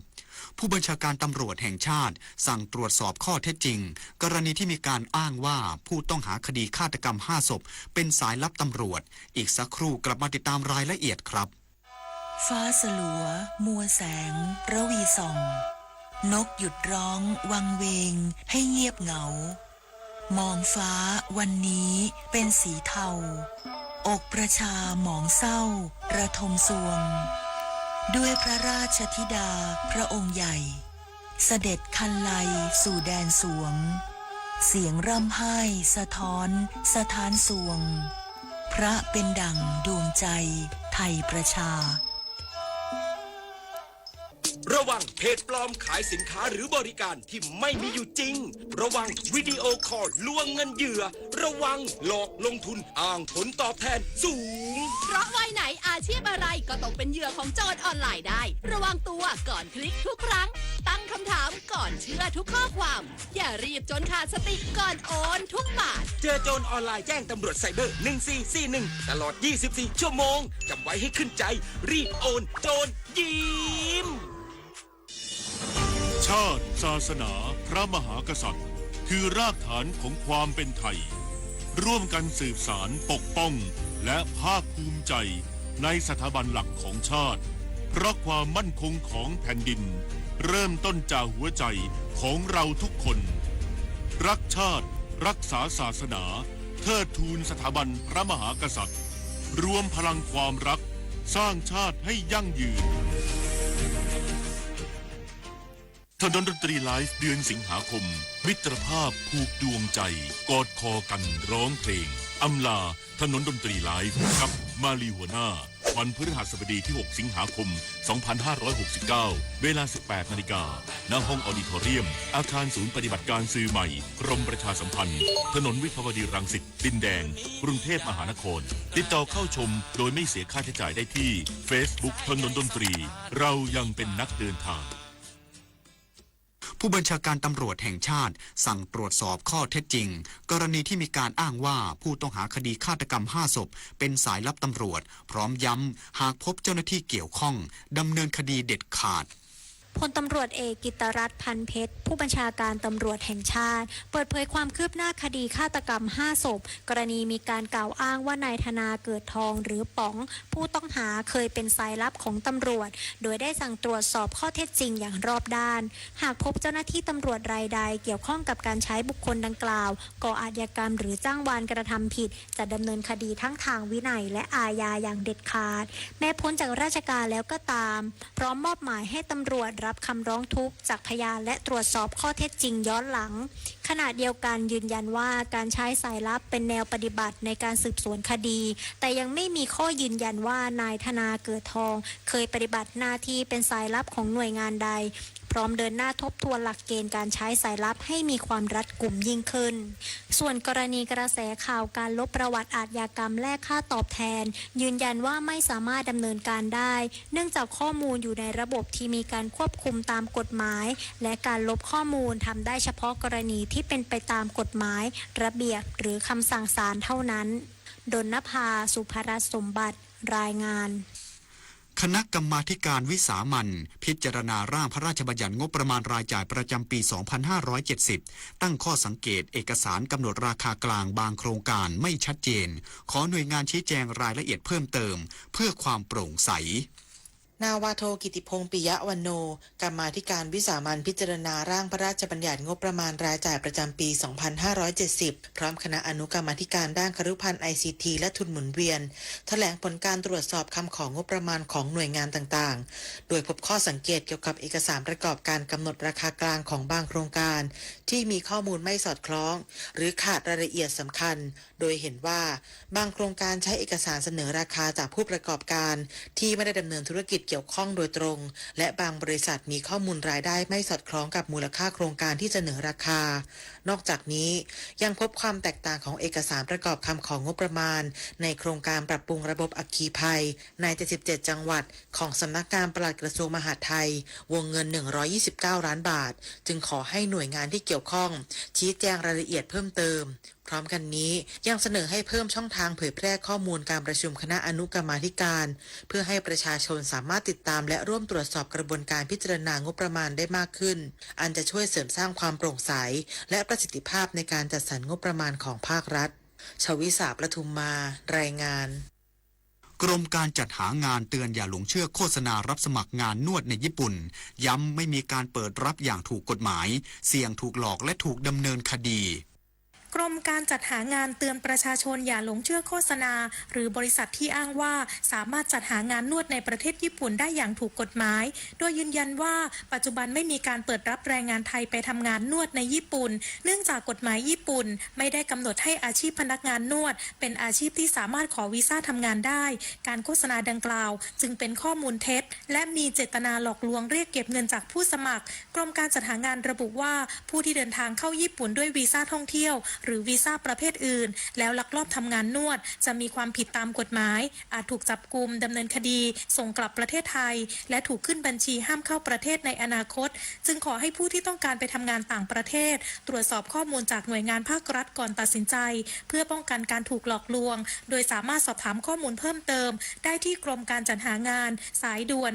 1506กด2หรือทางเว็บไซต์ www.doe.go.th และ www.doe.go.th/ipd นิตยาคุณสิมรายงานรู้ปิดรู้ใช้ร่วมใจประหยัดพลังงานจบข่าวธราวุฒิวิชัยดิษฐ์อ่านรับฟังข่าวครั้งต่อไปเวลา 6 นาฬิกาครับติดตามข่าวที่นำเสนอไปแล้วได้ที่ www.thainews.prd.go.th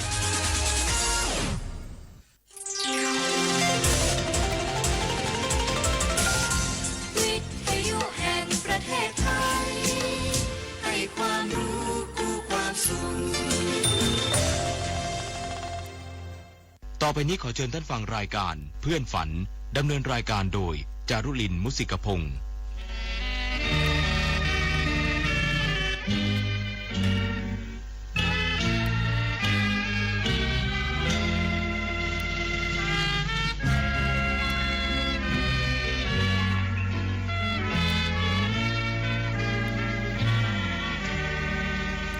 อยากมีเพื่อนรวมฝันในวันนี้ วันที่มีเสียงเพลงบรรเลงวอนเดี๋ยวออดอ่อนเดี๋ยวเรื่องลื่นแสนชื่นบานเดี๋ยวสาบซ่านเดี๋ยวโศกซึ้งตรึงหาไทย สำหรับชั่วโมงที่2ของเพื่อนฝันวันอังคารที่4สิงหาคม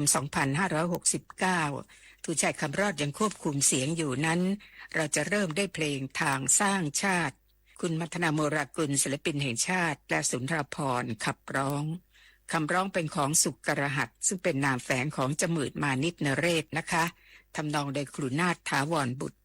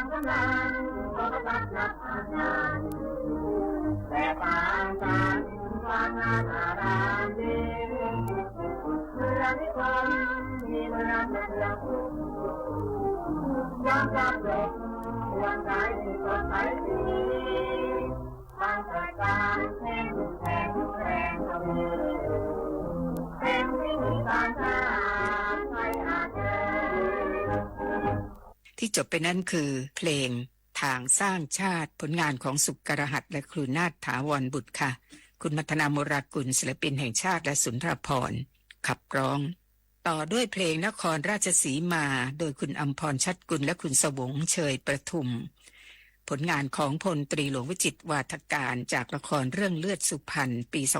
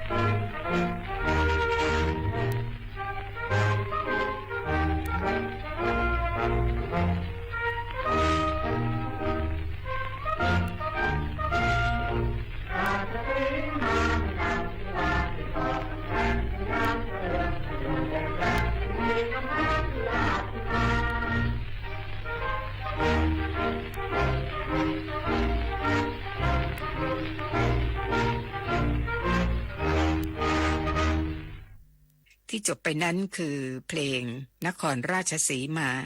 จากละครเรื่องเลือดสุพรรณปี 2479 ค่ะเพลงต่อไปนี้จะเริ่มด้วยเพลงมารหัวใจเป็นผลงานของครูปอชื่นประโยชน์หรือเปลืองชื่นประโยชน์ศิลปินแห่งชาติบันทึกเสียงคนแรกคือคุณวริษาเสเวตลักษณ์เมื่อปี 2495 นะคะต่อได้เพลงในดวงใจหรืออีกชื่อหนึ่งก็คืออยากจะบอกรักแต่ไม่กล้า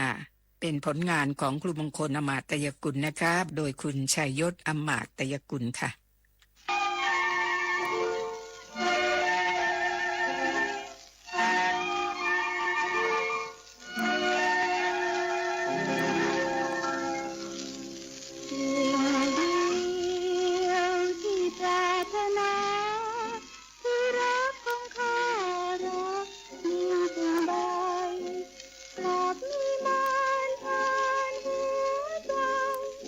เอารักเข้าไปท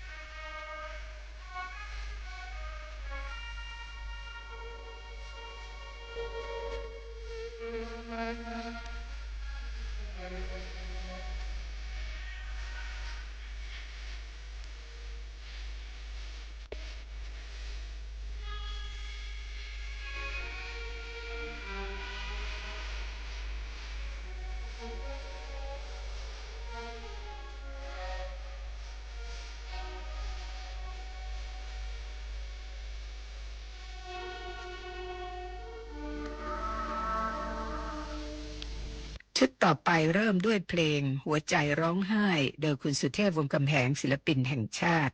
อีกเพลงหนึ่งเป็นเพลงแก้กันค่ะคือเพลงหัวใจเรียกร้องโดยคุณเสาลีปกาพันธ์ศิลปินแห่งชาตินะคะต่อด้วยเสียงของคุณธานินทร์อินทรเทพหัวใจร้อย